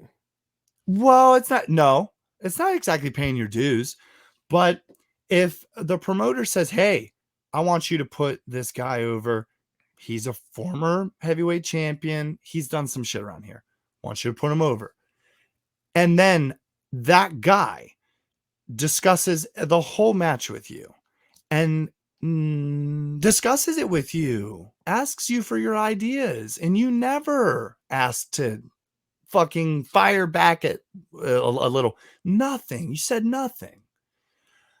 And then afterwards, you're my longtime friend. My best friend who died was one of your best friends. And that's how I know you in the first place. We have all this history. Why couldn't you just tell me that you felt like I was burying you? Yeah. He didn't tell me. Yeah, you should tell someone face to face when you have an issue like that. I thought I looked very good at the end of it. And then I felt like I wish that wouldn't have fucking happened. Yeah. And at this time I'm in therapy. Like my day-to-day life isn't great. And so I think wrestling kind of seems like a lot of fragile people, basically, because I mean, in one sense, you'd think that it's an angle, it's a storyline. So you'd think it doesn't mean anything at the end of the day. Like you'd think that somebody wouldn't get upset over that. I know from my perspective as being a non-worker, so this is a non-worker's perspective, I would just be excited at the opportunity to be a part of the show. Well, they did say that because he was my friend, one of my better friends, that's another strike against me on why I should have given him more. Interesting. I mean, I guess I could see the point of maybe him getting one or two punches, but that also is nitpicking. Like at the end of the day, it's nitpicking. I mean, I really don't know if the story is any different. If he does fire back, I mean, one of the things that I loved about getting beat down whenever I was younger was like really fucking selling that I got killed. I love that because that is a part of the art of pro wrestling, is it not? Selling people believe it. Yeah. Mm-hmm. It is what it is. So we will continue. Yeah. So moving on, December 15th, 2018, Phoenix Pro Wrestling at the Bulldog Arena. Travis Dufour in a match. Who are you wrestling? Well, I kind of wanted to throw you through a loop here. Um, on this night, I defeat former WWE star Zach Gowen. Okay, now that's a name. I wasn't going to give you the Stro, but I'll give you Zach Gowen. I liked Zach Gowen back in the day too. Oh, me too. Me too. Brock I Lesnar actually beat the shit out of him. I did. He tapped out to me. I choked him with like camel clutch style with his prosthetic leg. Jesus, seriously? Yeah. That's Yeah. that's messed up. That's so messed up. He was letting out this like pig squeal too. I was like, good sell, brother. So like he's all about he just likes it. He likes doing that. He was very cool to work with. I don't want to spend too much time on that. Moving on to January 5th, 2019, we're in a whole new year. I find myself becoming a tag champion again. Tag team champion, but not with Tyler this time, right? No, at this time, Tyler is in Dishonor. Look at that belt. That's actually a beautiful belt. I like the white and the blue, and I think there's silver. The strap might even be blue. I can't really tell, but just looking at it, that's a beautiful championship. Like I said on the last episode, promoter's a belt mark, and yeah, he spends time on his belts. Oh, he definitely looks like he spent some time. Eclipse Championship, is that what it says? That's right. At this time, it is known that Travis Dufour will be on Team Phoenix to take on Dishonor. So I've made my allegiances with the babyface group. You are, yeah. So you're. How's it feel being a babyface after all this time? Well, I feel like being a babyface with my neck issues, not being able to be slammed, kind of protects me. Well, I mean, you would think that the babyface would get slammed at some point, but I'm being booked strategically at this time. So you're still playing safe. You're not taking any huge risks here. Exactly.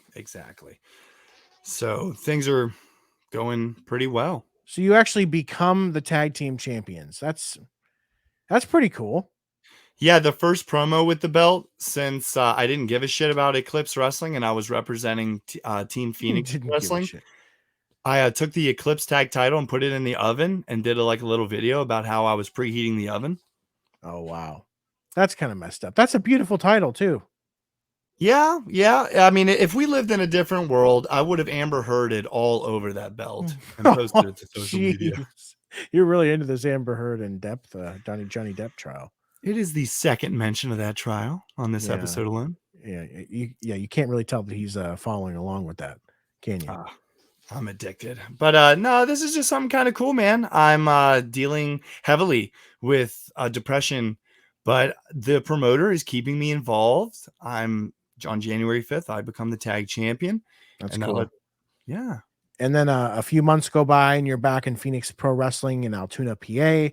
And this is April 9th, 2019. And talk to me about this match. Sure. On this night, me and Sherrod Hall, we ended up getting, we went for the tag titles on this night against the Regulators. It was just a filler match. You fell short. Yeah, I think this was it was just like, if you look at the dates, this is only 2 weeks before the next event of the same promotion. This was just a filler show. Yeah. So April 20th, 2019, Dishonor defeats Team Phoenix. So you guys in a losing fashion. You lose to the big faction. Yep, the end of the story is they end up getting the win. I got my moment though. Like I said, Tyler Caden is on Dishonor's team. At the beginning of the match, Dishonor comes out first. Tyler Caden doesn't come out with Dishonor though. Whenever Team Phoenix come out in full Starlight Gaze gear, Travis Dufour and Tyler Caden are Starlight Gaze for the first time in years. How about that? That had to be a cool moment for both you guys and the crowd. I can't quite describe that. I mean, it was one of my only successful gimmicks that I had in wrestling. Yeah. Of the two runs. Yeah. And so when you're wrestling these on these cards, do you have this idea that this is your full-time comeback, or do you know in your head this is kind of like very short term? Like, what's going on in your head about this return? Like, how are you thinking about it? I know that I'm on borrowed time. I know that the slightest mistake could put me in a world of pain for at least a week. Whenever my neck does slip up, or if I ever get any, like if I have been slammed, because it's happened since the neck injury. If something happens in my neck, it's about a week before I'm back to not feeling anything. Wow.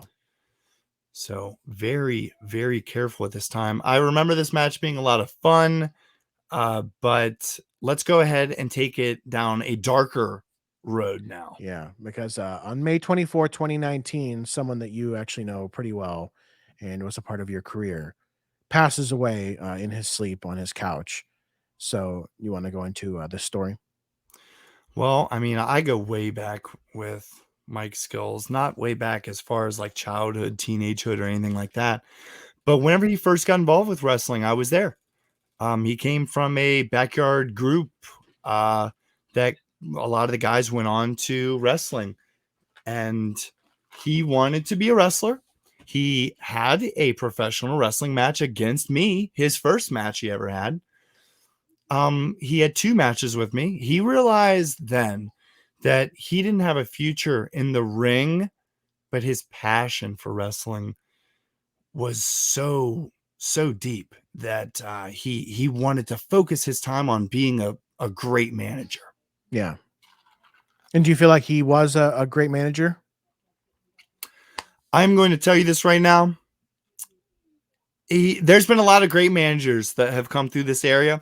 Mike Skills is in the top 3 to ever do it from this area. Wow. That's good praise.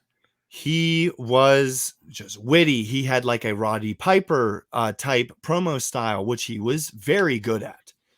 And if we could, do we have video 3? We actually do not have that video, unfortunately. We The audio didn't work out for that clip.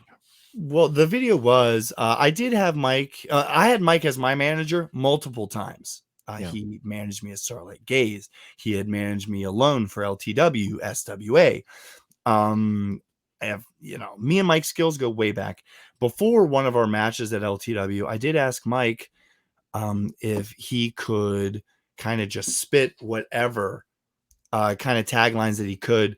What the fuck was he saying? He was like being the ring announcer for me to come down to the ring. And like, he's the Italian stallion, the man, the myth, the legend, and the by God red-haired icon, Travis Dufour. I told him in the locker room, I was like, just throw as many taglines as you can and make it as extravagant and as just annoying as you can. And you listen to the clip. He did a good job with that. Yeah, he did. So he was also your friend then, not just a colleague. Yes, right? I would go. Yeah. Was some of my last conversations with Mike was about stand-up comedy, because Mike had done stand-up comedy a couple times in the town. That's cool. So can you talk about like what happened with Mike? Was he in poor health, or like was this pretty sudden? How he had gained a good bit of weight in about a year or 2 span there at the end. He was already a pretty big guy before this. But yeah, he was on, from my understanding, from what I remember, because I couldn't find anything on it. From my memory, he was sleeping on he was sitting on the couch watching TV, and I guess somebody just found him dead. I guess he had fallen asleep in a nap or something like that. Died in his sleep. That's awful. And how old was he? Do you remember? 39. 39. Damn, 39. That is way too young to go. Jeez. But there is a couple Mike Skills memorial shows at this time. A major one was held by CPW in Big Bear Lake, which I did not attend because of my heat with Bill. Wow. And, to go off of what, Mike's health issues as far as the weight goes and stuff, it's stories like that makes me really that makes it really sink in, like, holy shit, like, you could die. You have to, like, for me personally, I have to take care of my own weight situation because I'm getting up there in age. Like, I'm 32, so not getting any younger. So I'm going to have to take care of this sooner than later. My fiance and I actually just started a diet and routine, workout routine this week. So hopefully that sticks. But yeah, it's just sad stories like this that reminds me that, life is very fragile. And yeah, it's unfortunate. But And it did. It hit everybody like a Mack truck because it did come out of nowhere. He just took a nap on the couch.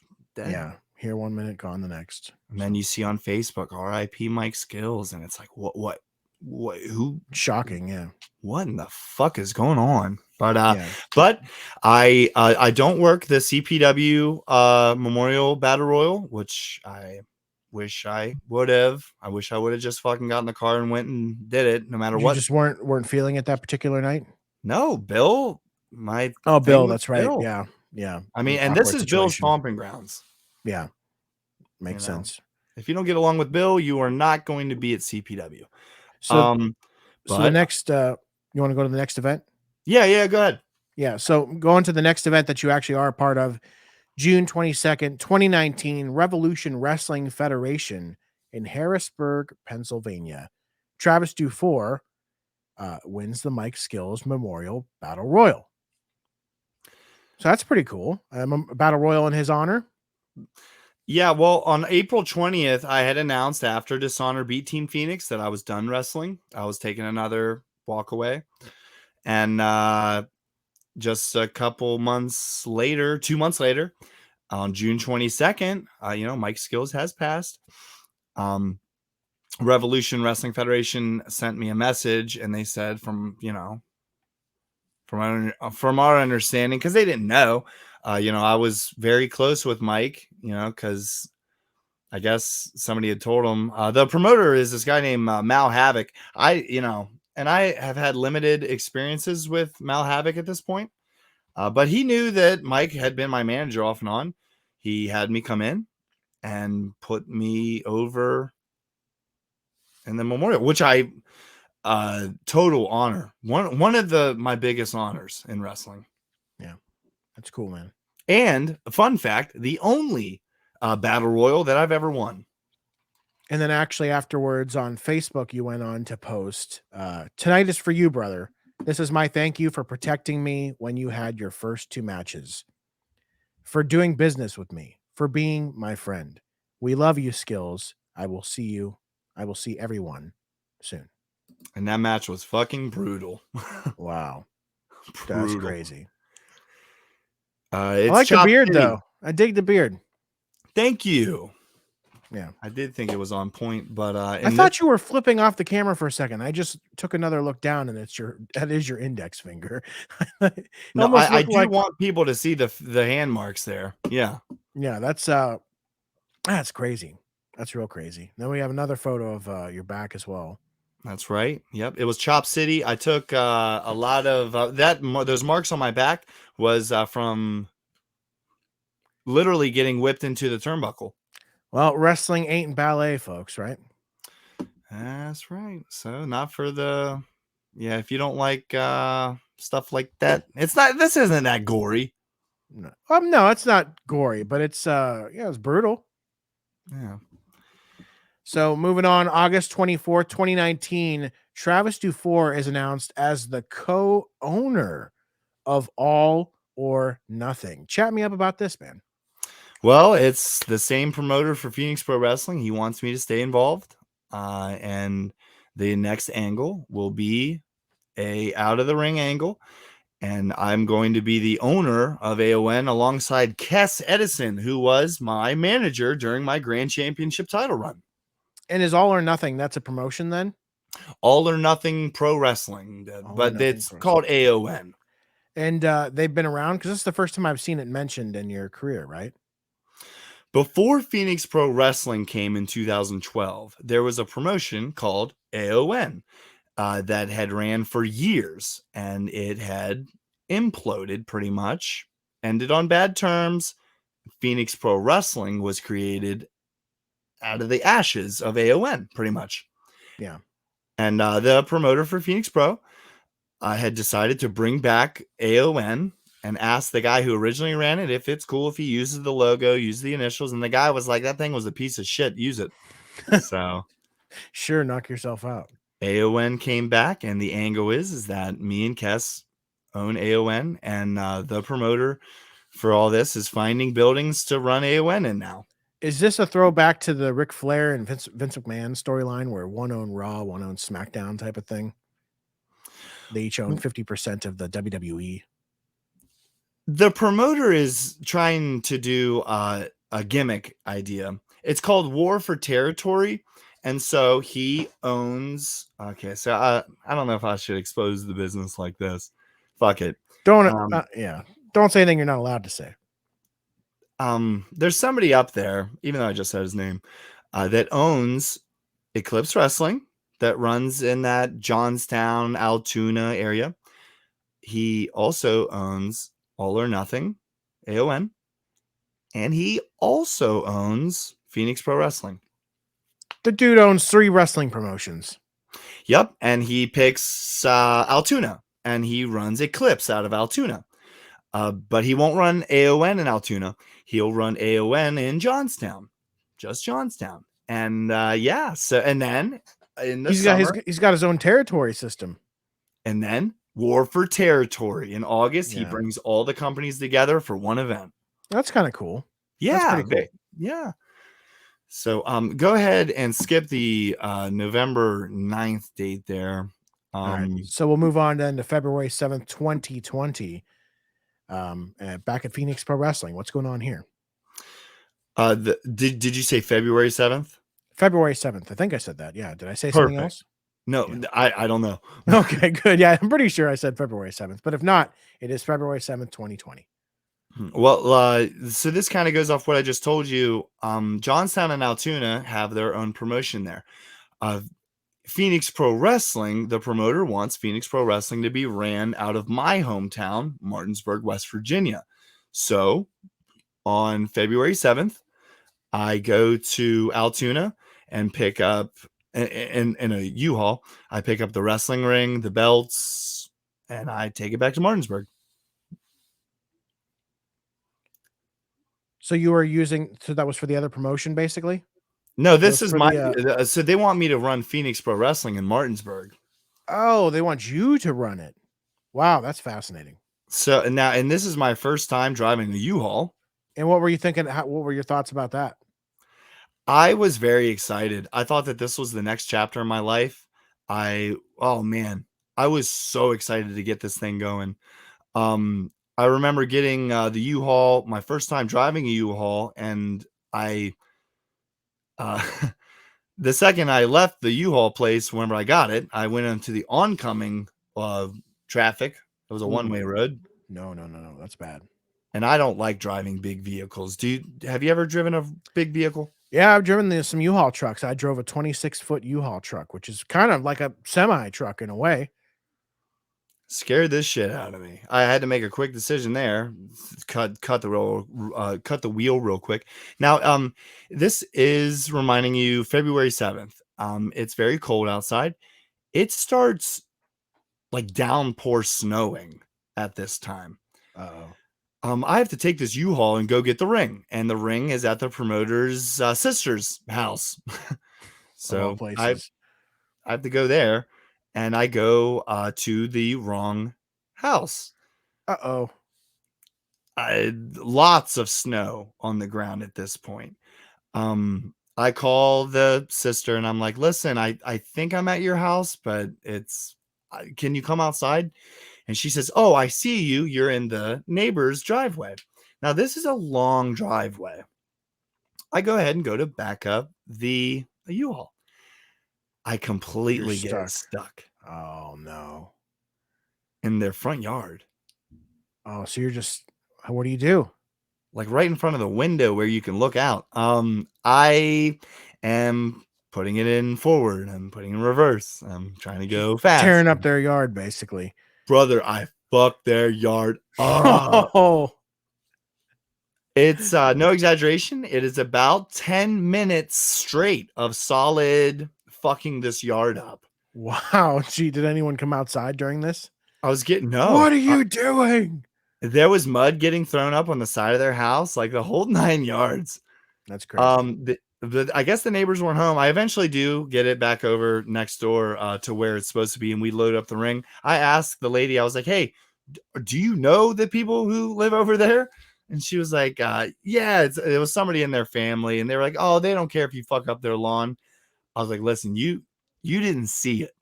It's fucked up. That's bad. It's not just a patch. Like I was fishtailing Oh, bad." geez. You totaled this lawn. This lawn was so fucked up.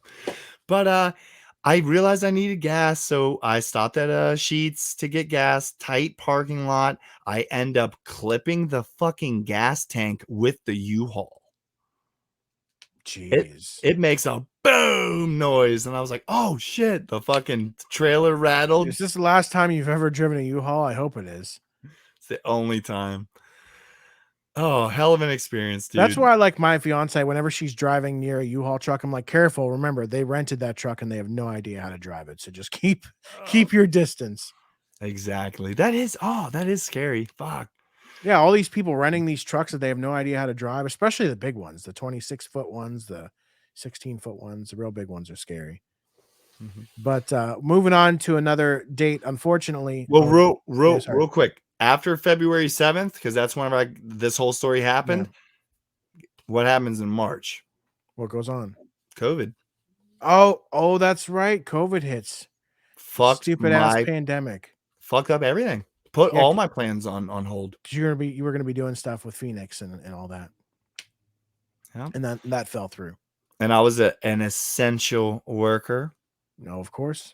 Working for Rust-Oleum. They switched us from 8-hour shifts to 12s. So you were making some money during the pandemic. I made the most money that I've ever made in my entire life. Yeah. Yeah, a lot of people did during the pandemic, and some people, of course, didn't too. But well, there was such a high demand for paint at this time that my company went from 8-hour shifts 5 days a week to 7 days a week, 12-hour shifts. I remember being told that we were an essential business multiple times, having that thrown in my fucking face. Pays to be essential. And my mental health, as we've talked about throughout this episode, plummets. It fully bottoms out during this time. Yeah. I think for a lot of people it did. Dude, it was brutal, especially 2020. That was a brutal year for a lot of people.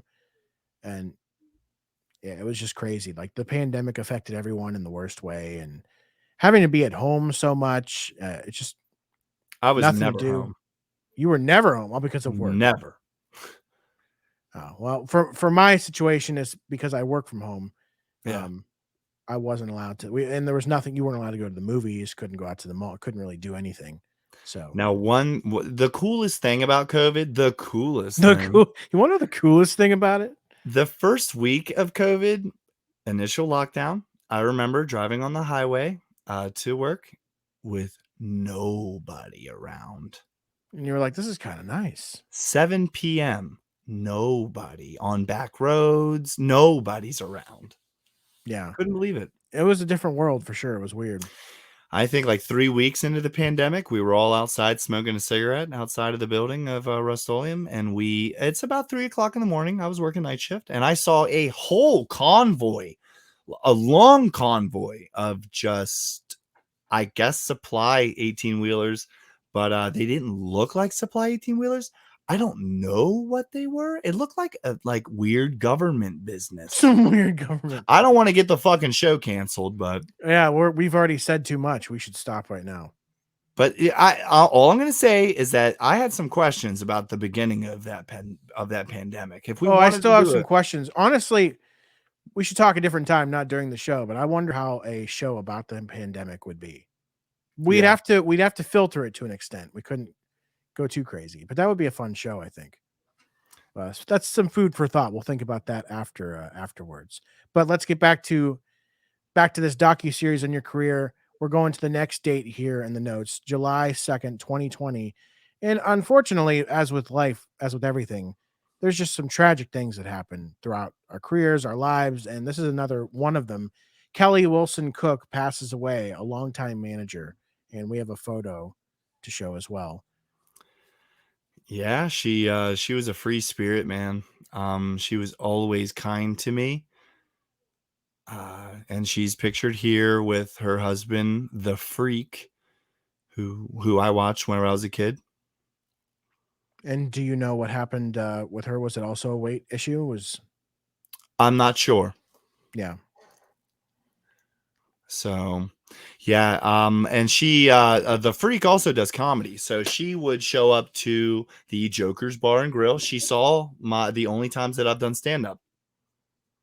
Did she give you any feedback? She was very supportive. I just remember her always being happy, smiling. That's good.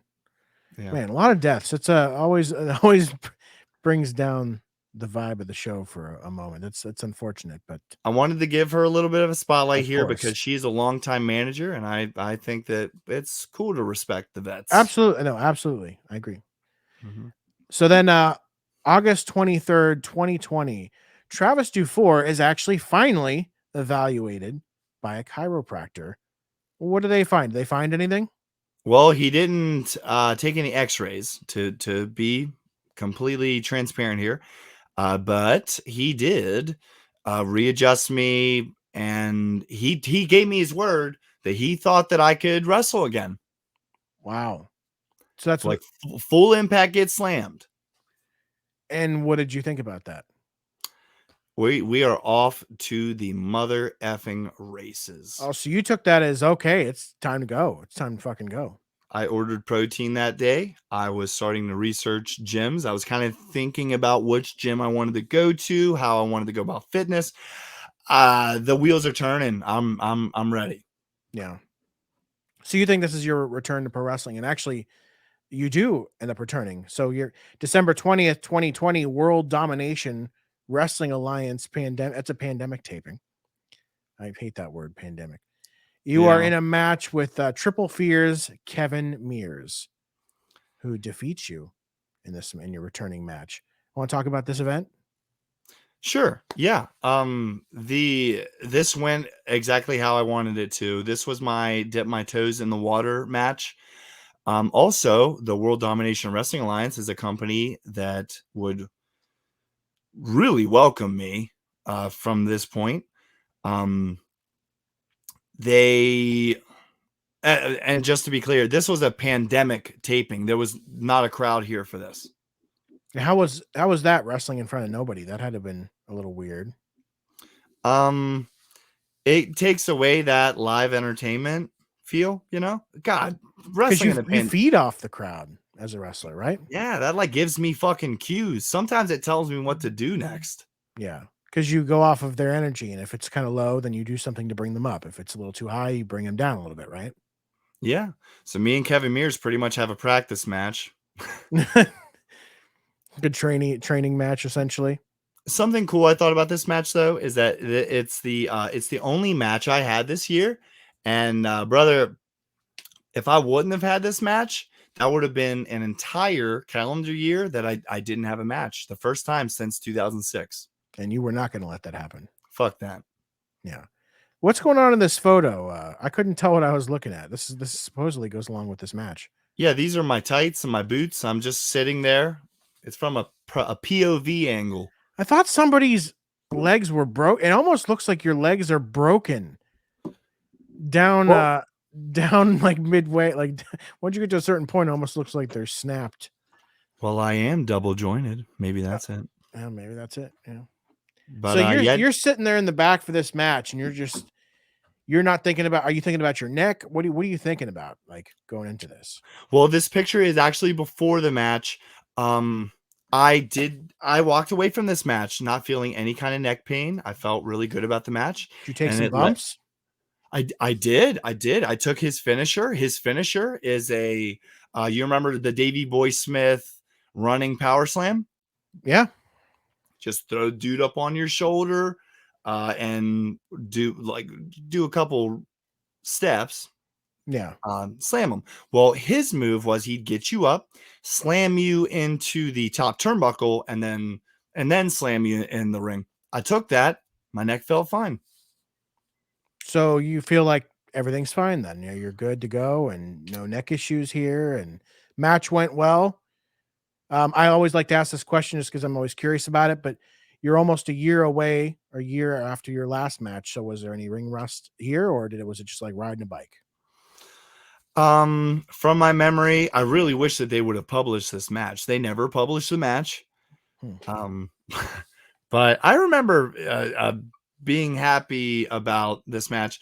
I was very clear with Kevin too that this was my first match back after seeing a chiropractor. And just to be clear about the chiropractor, I didn't just see this chiropractor once or twice. I was seeing him every week. Wow. And For so months. they did some adjustments to you too, like things that you could actually feel physically that helped to improve your well-being overall? Yeah. Sometimes like my spine would like not be straight, I guess. And I would walk funny. Like it looked like I don't know. I would just walk funny. Walk And funny. the chiropractor completely fixed that. That's good. Do you have a So wobble walk, Mike? do I have a wobble walk? Yeah. No, I don't. I don't think so. I would do that though. That whenever I was working at Rust-Oleum, there was a couple people who would ask me after like 11 hours of fucking throwing paint, they'd be like, "Hey brother, you kind of fucking walk weird." Yeah. You I walk I weird. I blame wrestling and my spine not being straight. Yeah. Guess But one of the downsides of being a pro wrestler. But just a couple weeks after this, you're at another wrestling event, January 6th, 2021. Well, actually, you're training at the WDWA. So this is just a yeah. training session then? Yeah, they train on Wednesdays. I showed up gear bag in hand and I got involved in training that day. And what was the purpose of doing this? You just wanted to get back into it, work off any rust if you had any, just get into it. What was the goal In for my this? head, I'm back. You're back. So time to train. I am back. Um, Now, before we get to the April date, I do want to say that, and that the picture that you're seeing is from January 6th, 2021. We are starting the new year right. We are trying to get on the right path here. Yeah. Now, around, I'm sorry, not yet. April 11th, 2021. I do another appearance for AON. This time at the Johnstown, Pennsylvania Mall. At a mall. Wrestling event at the mall, Yeah, we're like 2 spots down from FYE, man. It's cool. huh? So it's just set up right in the middle of the mall, huh?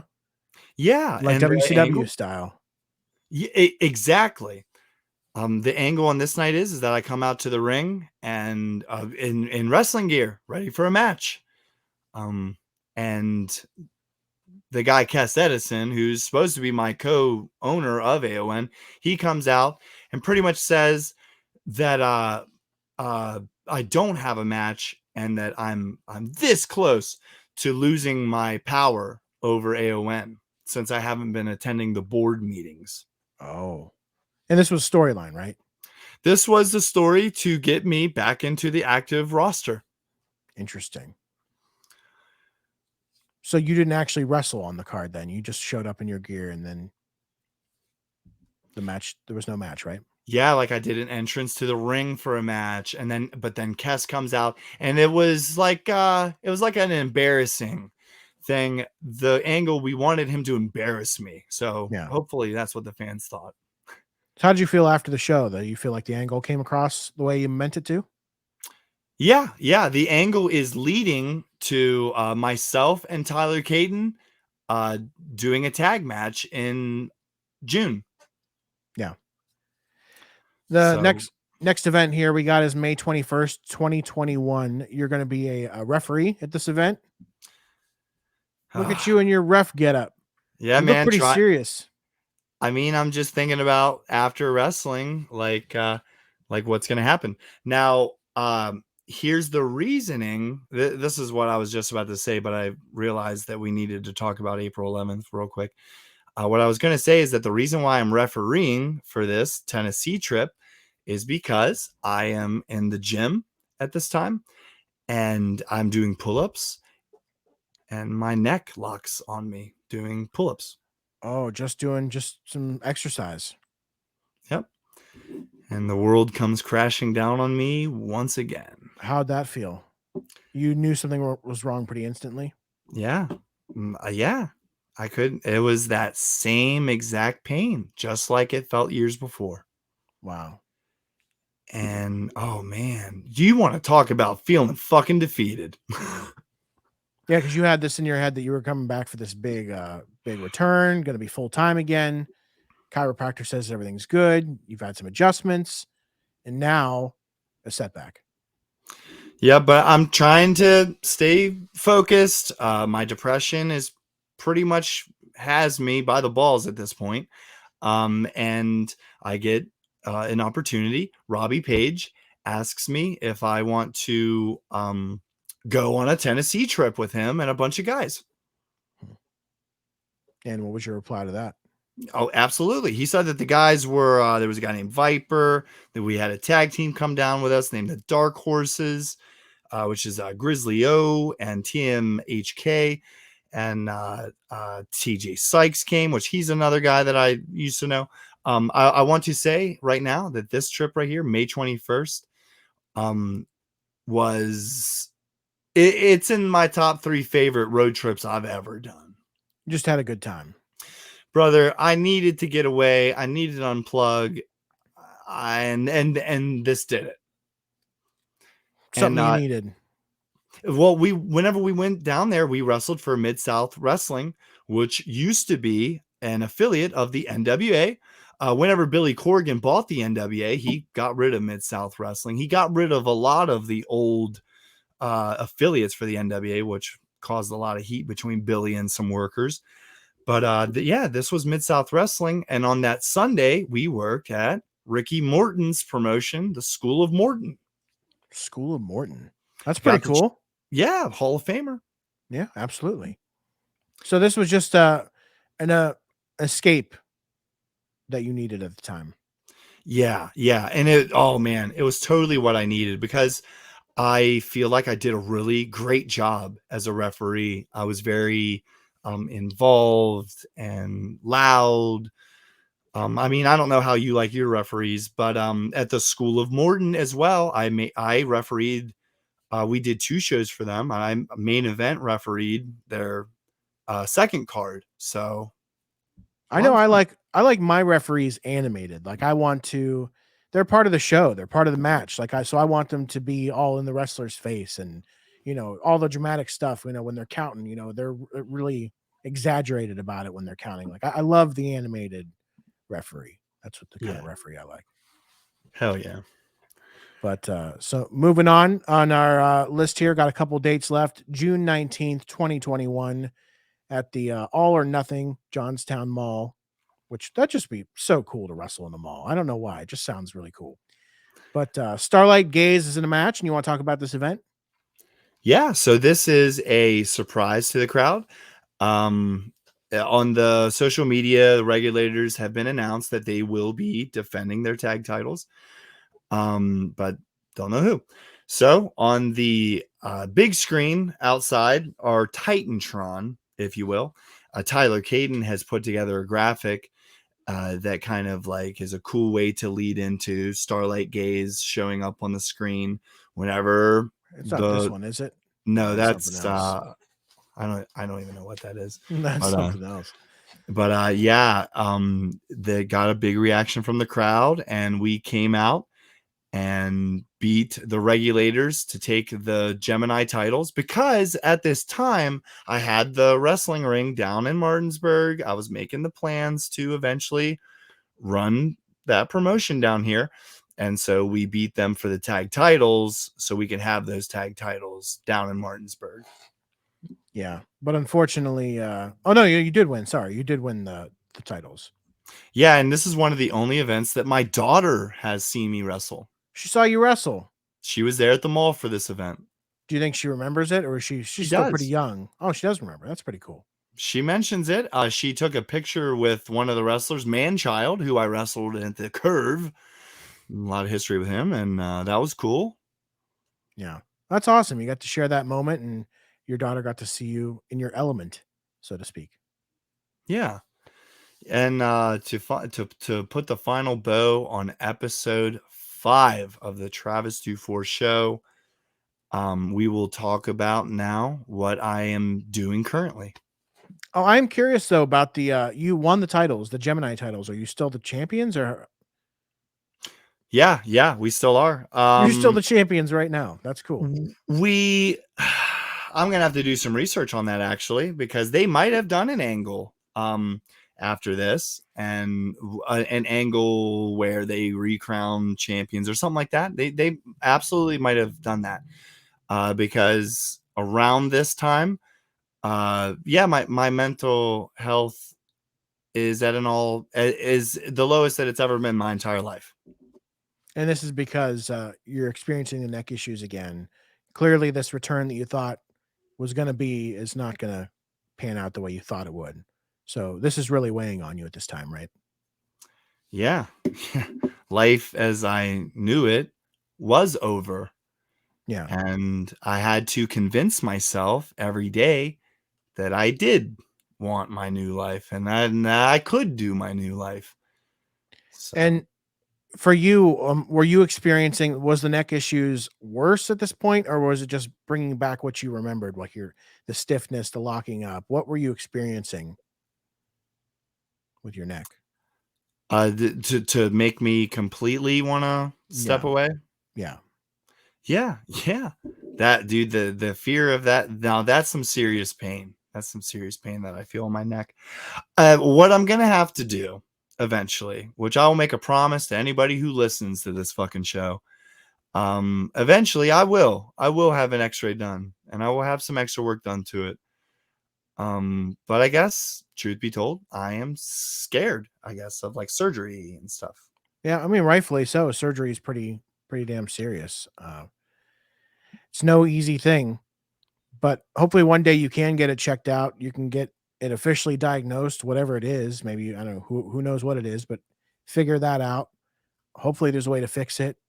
Maybe even a chance for you to be wrestling again, full time or otherwise. That would be awesome. That is the dream. And you know what? Some dreams do come true, Mike.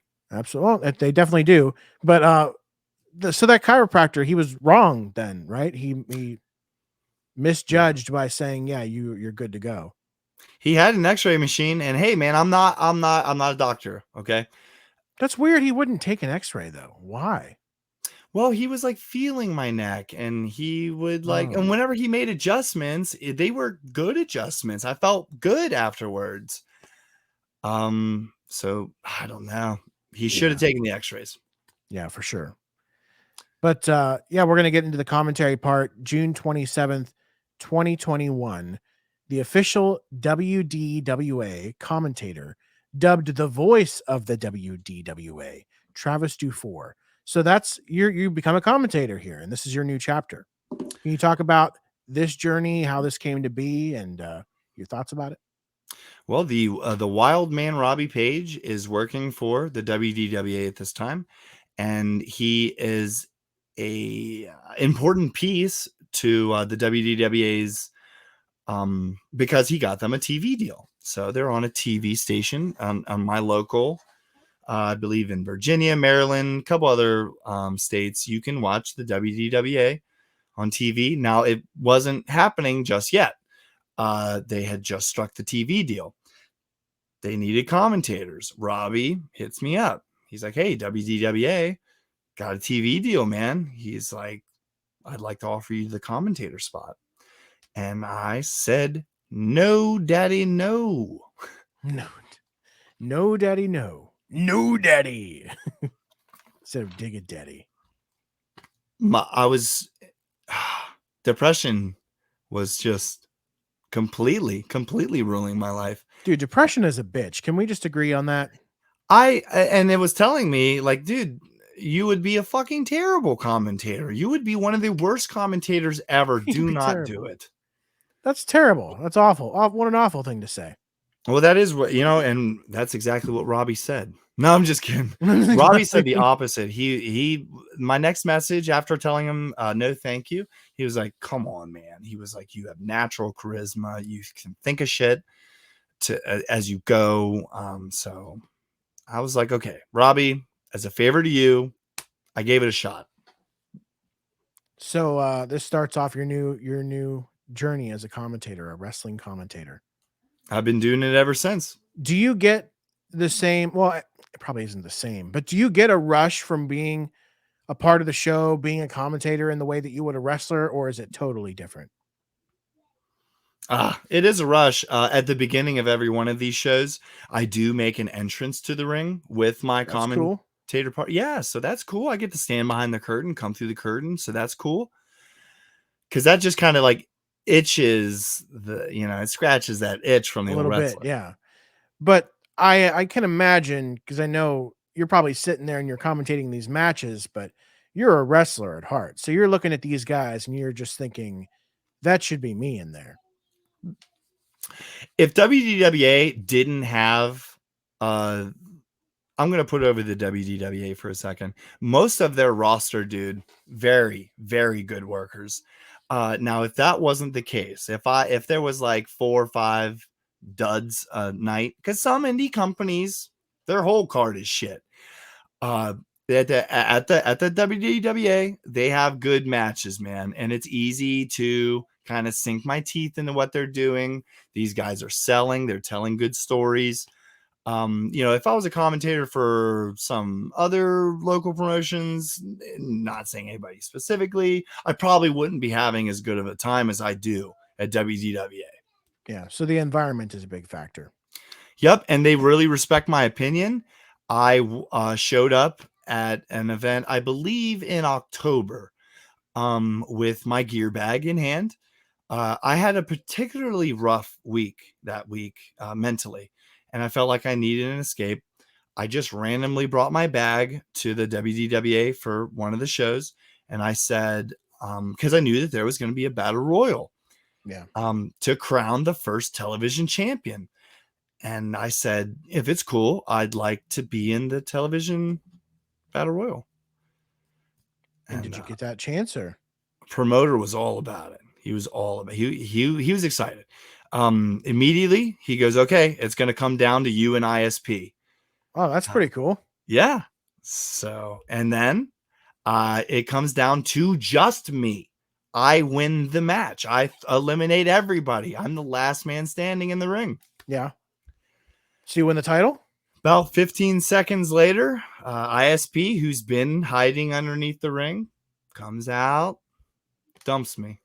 Oh, so you thought you were going to have your moment, be the TV champ, but he took it from you. For 15 seconds before he came out from underneath the ring, the whole crowd forgot he was underneath the ring. They thought I won that motherfucker. Yeah. Big pop. Oldest trick in the book, that wrestling move, that wrestling tactic. Well, I am a gimmick wrestler at this point. I'm sorry, not a gimmick wrestler, like an attraction. I'm the commentator. Whenever the commentator gets in the ring, Jerry Lawler, you have eyes on him. Yeah. And he don't have to do much. Yeah, for sure. So this is how your wrestling career looks moving forward, at least for now, until you get your neck looked at. Do you have any plans to get involved in more matches, more battle royals, or are you trying to really keep it low key on the matches for now? Okay, full disclosure. This is really ambitious, but the Travis Dufour show is very important to me, podcasting. My net moving forward is going to be kind of anchored on stand-up comedy. I'm willing to go ahead and put money on that. I have been obsessed with it for a long time now. But I would like, in my perfect world, Mike, stand-up comedy would be my vehicle that fucking takes me to the entertainment field that I've always wanted to be in.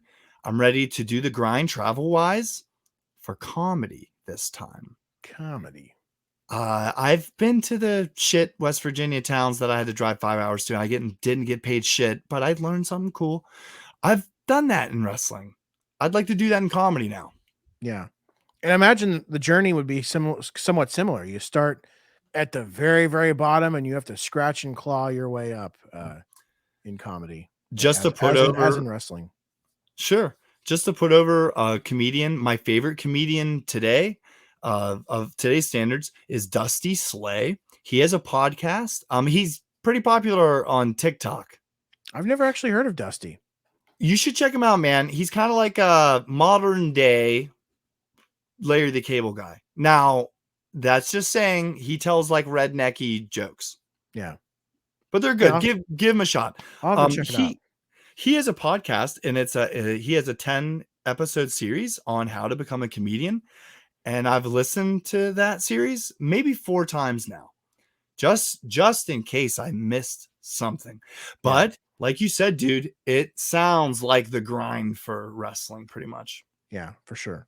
Being your own boss. I have all the faith in you in the world. Anyone can do anything that they set their minds to. That is absolutely the truth. So if you set this as your goal, you can absolutely make it happen. And I believe you got the charisma, the talent to pull it off as well.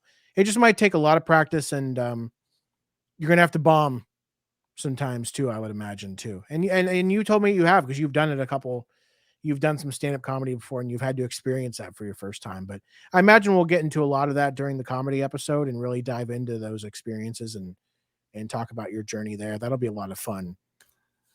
Your inspirations and all that stuff. Couldn't agree more. But as far as the wrestling career goes, this is part 5. Well, it might not be done. But we're putting a bow on it for now, because the wrestling, you're going to continue commentating. You're going to hopefully get your neck looked at one day, and there's a chance you'll be involved in some more matches here and there. So it's not the end of the road.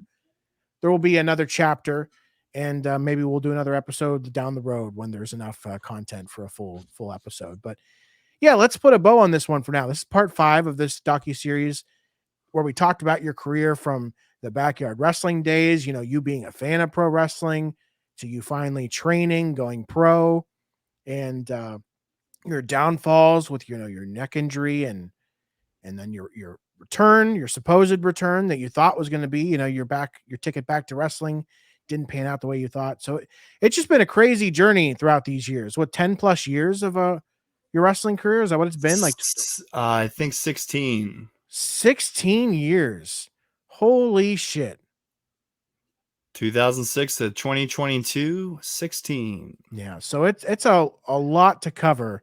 And if you haven't listened to the other episodes, highly recommend listening to episodes 1 through 4 as well, and listen to them in order, because they go through the whole career, and there's a lot of fun side stories and everything throughout too. So just really want to say thank you for being a part of that, and thank you for taking me on that journey as well, Travis. Dude, you're so welcome. I thought, we talked about the show. We thought it was very important to kind of lay down the groundwork. But episode 6 next week, guys. We're finally getting it. Not finally. We are getting into the meat and potatoes of what this show is. I mean, this is just season 1. This is just the opening. This is just a little appetizer, as far as who Travis is. And now we got a whole bunch of topics planned for this season, and some really fascinating topics, some deep topics as well, some serious topics. So it'll be fun to discuss and see how people react to it as well.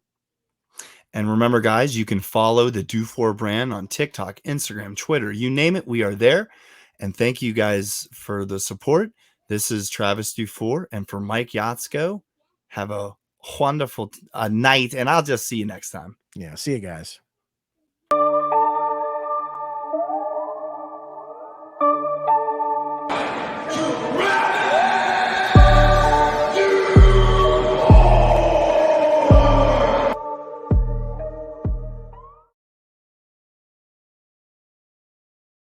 And welcome back, ladies and gentlemen. This is the after show, the Travis Do4 after show. And we're missing our host. We're missing the man of the hour, the man with the power, too sweet to be sour. I don't know why the hell I'm doing this. I just felt natural in the moment. But Travis Do4 is actually taking a short little break. He'll be with us momentarily. But I just want to say thank you to everyone who watched and tuned in live. And I think this is This is oh yeah, Glenn. Yeah, I'm a jerk. No, it's okay, buddy. I love telling that story because it's funny now about Tim Allen and you not getting a photo of me. That would have been a cool photo, but you totally made up for it with that CM Punk Funko Pop. I'll never get rid of that Funko. That's if I sell every Funko I own, that's the one that I keep. So that's very special to me. Oh, here it is. Here he is, the man of the hour, Travis Dufour, back on his own after show. And, Yeah. Hey, Omega Glenn, Man. yeah, Glenn's here with us after show time. Hell yeah. Fucking A. Yeah. Happy to have you. Dude, that was a fun show. I enjoyed that. That was maybe the best of the series or yeah, maybe. Really? Yeah, for me, I think it was. Well, I think that we really painted my depression in a better light. The last episode, we like for a second, we were like, yeah, I was fucking heavily drinking at this time, but we didn't really dissect it. Yeah. So it was nice to kind of get for episode 5, my last chance to talk about my wrestling career, to kind of get that off my chest. That felt good. Do you think we put a good bow on it as far as how it all went? Like, I think we did. I'm very, very happy. Yeah. Yeah. And dude, I'm really excited to get into the other topics we have for the other episodes. Like this was like the intro. I look at this as like, okay, this is the intro to Travis Dufour, like these last 5 episodes. And now we're going to get into like some serious topics and really get to open up on that. That's going to be a lot of fun. They've gotten an idea of what our flow is like with these episodes. I think that episode 6 is, I don't know, man. Like we're kind of going to be setting the real tone for what we do. Yeah. And so how do you think that this is? Oh man, I just drew a blank there for a second. How do you think this How do you think this is? Fuck. I forgot where I was going with it. Coach said it's okay to bleed from the ears. Oh, I was going to say, do you think this is are we halfway through the season? Are we doing 10 episodes or 12? Well, okay, let's talk about that. I wanted to keep going until July 4th for that break there. Come back. So how many episodes would that be then? Oh, because we're doing the week that I'm moving, we're doing like a highlight show, right?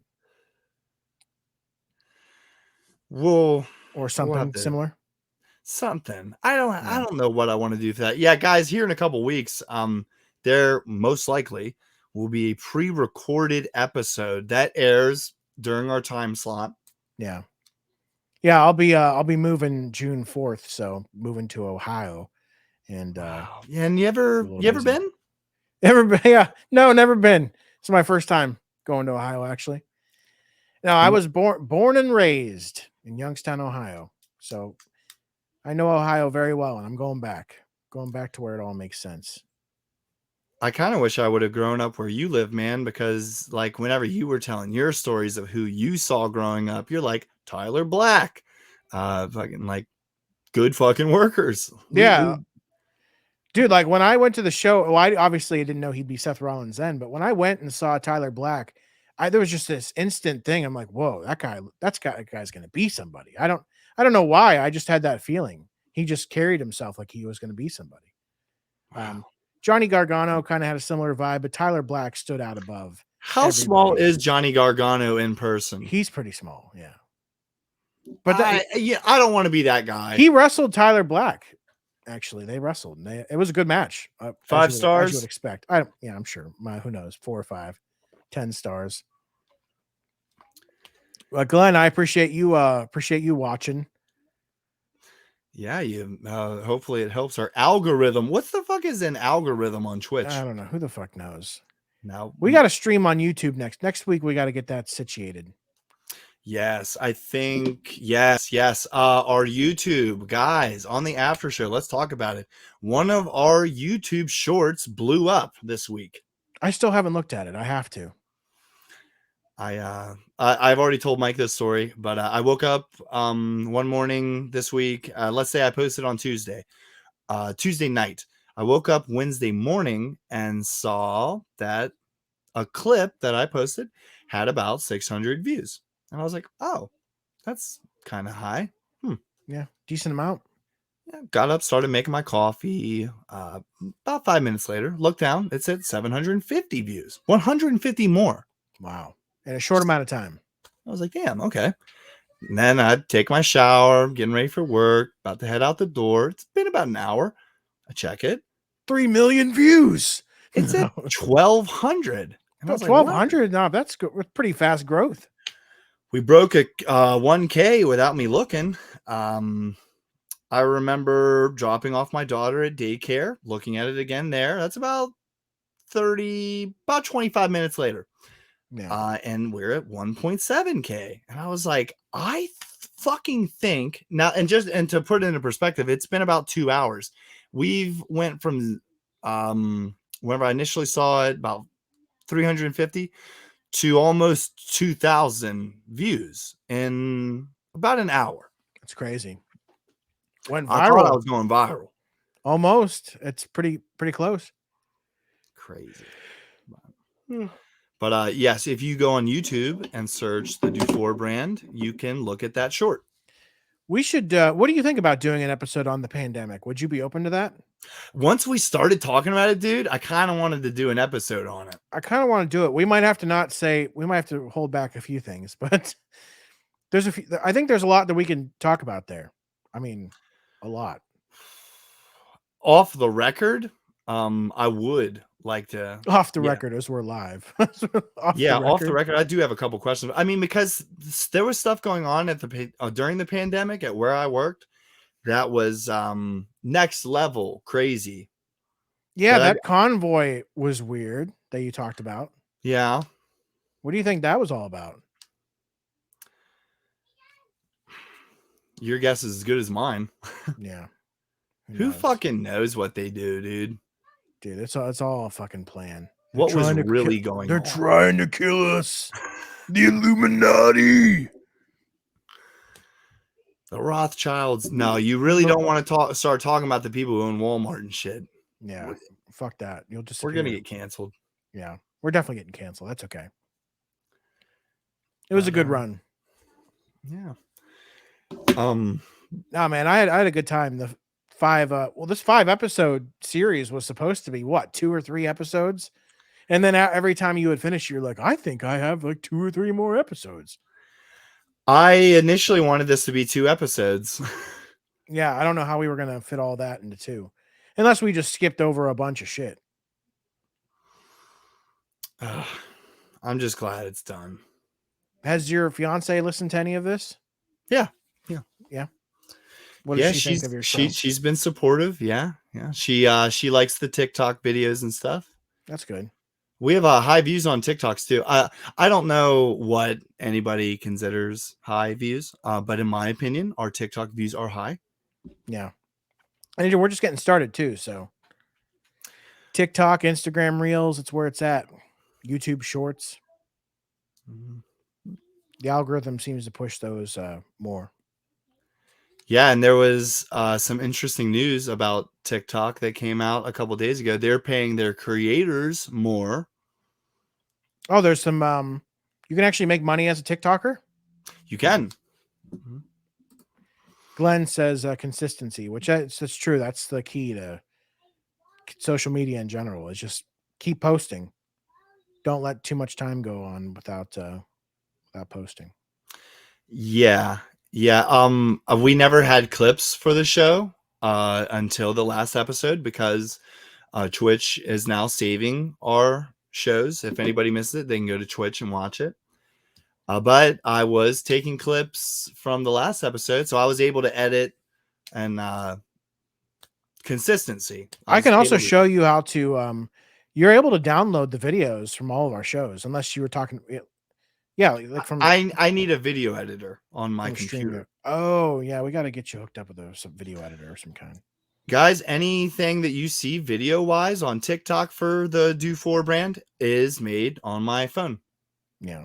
Oh, you can do some crazy stuff with phones these days. So, dude, the from episode 4, I clipped up and edited heavily the man-child, me versus man-child at the Curve story. I don't know if you've seen that YouTube video yet. I have not seen it. Pretty intricate stuff.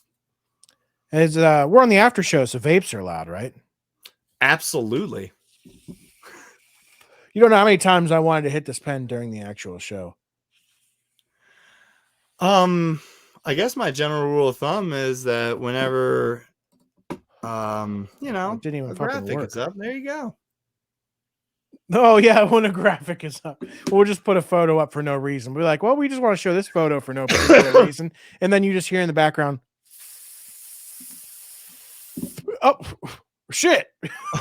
Somebody needs to fucking be on that shit. Sorry, could you put the photo back up for a second? Because I wanted to point out something on the photo. So I thought you gave me the sign. Sorry, no, we did. Oh, photo again, please. No, I'm just Oh man, what now? And what is episode 6 about? Travel. travel. We're gonna do some travel stories. Our time is on the road, and it could be any travel. It could be you traveling to a wrestling show, a story from that. It could be you traveling to a vacation. So it doesn't have to be all vacations. It could be any form of travel whatsoever. You know, you and I. Sorry, go ahead. Well, I just know that I have an Atlanta, Georgia story. I have a Niagara Falls, some Chicago. I got a couple stories. Well, get on it, Mike. Watch the YouTube clips. Yeah, apparently, yeah, I am behind on that stuff. But even though you don't watch the YouTube or the TikTok or the Instagram Reels or the, I'm YouTube also, in clips my or the- defense, I'm not on social media a whole lot. No. I'm gonna put you over for a second. Even with all those things that you don't do, you're awesome, dude. You're a great co-host. Oh, thank you. Even with all those things that you just don't spend any time on whatsoever, you're pretty good. You knew coming into this though, dude, that this has my name all over it. So if nothing happens with it, that's my fucking fault. Yeah. Well, I did tell you in the beginning, I don't have like a ton of free time. Like I have time to do a show. I have time to do some planning. And I would like to be more involved with the social media, but right now with my move, it's proving to be next to impossible. I think, if I'm welcome back, unless you pick a new co-host, but if I'm welcome back for season 2, I'll be much more involved with social media because I won't be moving at the same time. But because I've been packing and all kinds of shit, I've had no free time to myself whatsoever.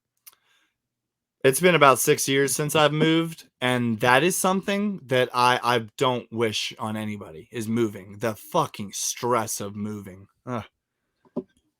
Yeah, it's stressful. There's what the hell's going on in the chat? The chat logs. What are you seeing that I'm not seeing? There you go. You do great, Mike. I do great. Yeah. I hate the do in a row. I really like our fucking dynamic. Dig it, daddy. And thank God this is the last episode of this fucking docuseries. Did you think I was gonna go there? I didn't. Did that surprise you? Yes. I threw you through for a loop a couple times. The James Ellsworth thing, and then the Dig It Daddy. I told you I was going to do that with the Dig It Daddy thing, but that's okay to joke around like that, right? Yeah. I want the Travis Dufour show to be a lot of fun. So yeah, as long as it's fun. Yep. Yeah. You and your many Dig It Daddy. Is that what? Yeah, I got it. Is that what you wanted me to say again? Me and my fiance, we've listened to episode 1, 2, 3, 4, 5, the intro, just the intro, a million times, and it's just so funny how each episode is very different than the next. Yeah, it's but it's a good thing too, right? Yeah, no episode's the same. Yeah, and hopefully as we go through, it'll change even more. Like not change, but it'll evolve and kind of be different and fresh each time. I also noticed that. What is he talking about in the chat there? Showing your true colors? Showing his true color. You give them a little rope and then they just show their true colors. Is that what that's in reference to? Yeah, it's a that's good shit. That's good shit. Damn, that's good shit. Now you sound like a little bit like Bane. Bane. No, not Bane. What the fuck? Yeah, he But, said it is. Yeah, man, these shows are fun. And I also noticed another thing is you and I had to do a lot more, like, I wouldn't say a rehearsal, but we definitely went over the notes more for episodes like 1 and 2. And then like 3 to 5, I've just been coming on barely looking at, like, I didn't even look at the script one time. I mean, I looked at it. I looked at the beginning, but I didn't read through it. And I felt like we had our best show today. And I didn't even have to read through it. Like, because I think it's because we're starting to form that dynamic and expectation of like, okay, well, that's typically when Travis will stop talking, so I'll fill in the blank. Or maybe you realize, okay, well, that's what usually when Mike stops talking, so let me say something. We're kind of like learning that dynamic. it is interesting that we didn't start the show on more neutral topics. We started it right out the gate with this docu-series biopic kind of deal. And for two guys who used to do this all the time, I think that we were kind of thinking that this would be easier than what it is. This is challenging. I'll give you that. There was a part of me that said, "Oh, we've done this before. It'll be no problem. Maybe pretty easy." Episode 1 was a shock. After episode 1, I was like, because that's the episode you had to do a ton of editing. I mean, you had to butcher that thing to get it to be listenable. And Yeah. after that episode, I realized, holy shit, it's been a while since we've done this. Like, it's been a long while. Well, I want to listen to episode 5 and count how many times I go and but Way like you less told than me, the first episodes. like you told me, it is a totally natural thing to say and. Yeah, But in episode 1, it was a fucking all the time. disaster. Oh yeah, but you edited it in a way that made it was good. It was good. Yeah, guys, if you want to give us the fucking that extra play on our stats, Helps the algorithm. yeah. Another thing about the show is we broke 100 plays. This week we did. That's pretty sweet. That's good news. Yeah. 4 episodes have been available. Broke 100 plays. And hopefully this one will be available tomorrow or Sunday. So, do you think you'll have to do much editing? I don't think any. Yeah, I don't think so. What the fuck either. is she talking about? Apparently, you say all the fucking time.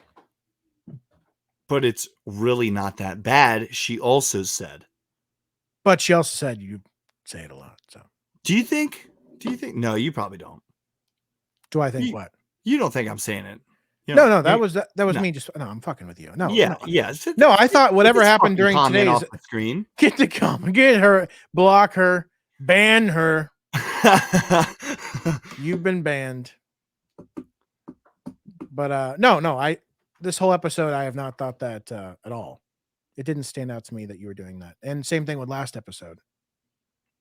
After episode 1, I made it a personal fucking goal to not have to do that again. Because you were just like, oh, you made somebody mad in the chat logs. Mad in the chat logs. Guys, it is almost 10 p.m. My time. It's time to wrap up this after show. It's been fun though, man. We got the first 5 episodes out of the way. We're going into travel next. Oh, I know what I wanted to say now. This coming week, we are going to have to meet more frequently because this show script is not going to be on you this time. It's going to be on the both of us. So that aspect alone about episode 6 has me very excited to see what we're gonna fucking present to people. Yeah, because there wasn't a whole lot I could do with the scripts helping you with your career. Like, what the fuck was I gonna remember? But but now, good to see you both doing this again. Brings back good memories. No, and it should, man. It should. Guys, if you're a fan, sorry, I took it right down the second you posted it because I was like, we're not fucking shining a light on that shit. No, I'm just kidding. One of our episodes this season on the Travis 24 show is about an old venture that me and Mike were on for years. We ran our own radio station, internet radio, and we will have an episode on that this season. Yeah. Burnoutmedia.com. I miss Burnout Media. I mean, we almost got sued. I mean, we had employees. Yeah, we almost did get sued. I woke you up. I called Travis's mom in the middle of the night. I was like, hey, can you put Travis on? I don't know what I said, but can you put Travis on? He gets on the phone and he's clearly sleeping. His mom was sleeping too. It was like 3 a.m. I'm like, dude, I just got this I just got this message, this email. She was the one who fucking woke me up. We're being sued. And then I just remember you said something like, dude, it's 3 a.m. I don't care. Like you said something like that. But yeah, I know you said I don't care. And I'm like, no, but dude, we're gonna be sued. And you just didn't give a fuck. It's like it sounds like you're fucked, but it sounds like you're I'm fucked. But it sounds like I'm going back to bed. Yeah. Oh man, that's going to be a fun episode. I mean, we talk to celebrities, we talk to famous wrestlers. I don't know what that episode's going to hold exactly, but Travis and I have tossed back the idea of getting as many people as possible from the Burnout Media days to record a short video clip of themselves saying something. Just like, I don't know what that something would be. Glenn, I definitely hope you'll be a part of that. Yeah. And maybe we'll have some other segment planned where we actually bring somebody on live. Who knows? I have no idea what we have planned, but I definitely am looking forward to planning that episode and bringing back some old clips. Maybe can't play some stuff for sure, but some stuff would get us canceled today. But can I trash Joey Nick? Absolutely. Fuck yes, you can. Fuck yes. Actually, but in all honesty, it'd be kind of cool if we did get Joey Nick to do a little video. Like I want to even get the Average Joe Tech guys if they're still around, if they'll do one. We should probably make that a later episode so we can go ahead and start. We'll have to start putting out the feelers because that'll take everyone time to get their videos back. But that would be fun to put together that montage and see everybody years later. How cool would that be? Dare I say, do you think that could be the episode that's pre-recorded? That probably would work well as the pre-recorded episode. Yeah. Yeah. So I think this coming week then we'll be planning out the travel episode, but then I would also like to start getting the plans in motion for planning out that Burnout Media one too. Like maybe reach out to as many people as we can remember from that time. Sounds good to me. I'd like to even do Carlos, like any of the people who are listening, like everyone. Yeah, for sure. Carlos has his own podcast, and he interviewed one of the guys that wrestles for the place I commentate at. I just thought that was so weird. Oh, he still has a podcast? Yeah, he's in another part of the country. I've never fucking met Carlos. And then he had a guy who's on the roster I just didn't know he knew him. Interesting. Small world. Well, I think that about does it for this after show. What do you think? Yeah, I feel very happy about all this. And I think that people will be coming to the Twitch to watch the video. Our last video of the last stream got almost 40 views. So it looks like on all cylinders, there's people checking out the show. I'm curious, guys. Did you ever edit the beginning and the end out? Did you ever? Does Twitch allow you to do that, like YouTube does? Like the no. You could edit out the countdown. Or they don't allow it, or you just didn't do it. I don't know. Yeah, that's something we'll have to look into because I'd like to trim it so it actually starts when it starts. Yeah. But yeah. Appreciate everybody watching, listening. But what I was going to say is, please, guys, follow the Do4 brand, the Do4 brand, on all social media sites. And thanks for the support. Yeah, Instagram, Twitter, TikTok, Facebook. We're on all of them, right? Everywhere. YouTube, Twitch. And if we are the first, if you search a podcast, we are the first result that comes up when you're using askjeeves.com. Really? Ask Jeeves. Dude, is that website still? There's no way that website still exists. Let's try and go to it. I'm going to go to it right now, real quick, before this after show's over. Ask Jeeves. It gives you a hellacious virus. So everything. I'm like, oh, fuck. Hold on. This website's still here. Ask. I don't see the Jeeves character anymore, the cartoon Jeeves, but it's a website that's called ask.com now. Hey, Glenn, does whole shows archive, do they stay forever? I thought I read somewhere that Twitch gets rid of like whole shows after like a month. Oh, that sucks because YouTube doesn't get rid of shit. I'll have to make sure we download that before they get rid of it. Well, we have to figure out how we can upload long videos onto YouTube. They let you do that. I watch shows that are hours long. I wonder if you have to have a certain amount of followers or a certain amount of views, or I don't believe so, because Glenn and I used to do streams or not just streams, but long shows on an old channel mine called Next in Tech. It was like a tech channel we were doing, and they would be long form, some of them. So, and we didn't have shit. We didn't have any subscribers. So, we may be able to eventually make the whole season 1 available on YouTube. That would be sweet. Hell yeah. Which you guys should go ahead and watch it now, man, because once this shit takes off and Mike is a fucking traveling circus boy who makes thousands and thousands because of his appearances on my show. And everyone's gonna be like, hey, do the dig it daddy thing. I'm like, fuck. Fuck. Like, everywhere I go, like, hey, do the dig it daddy thing. I want that to be a thing so bad.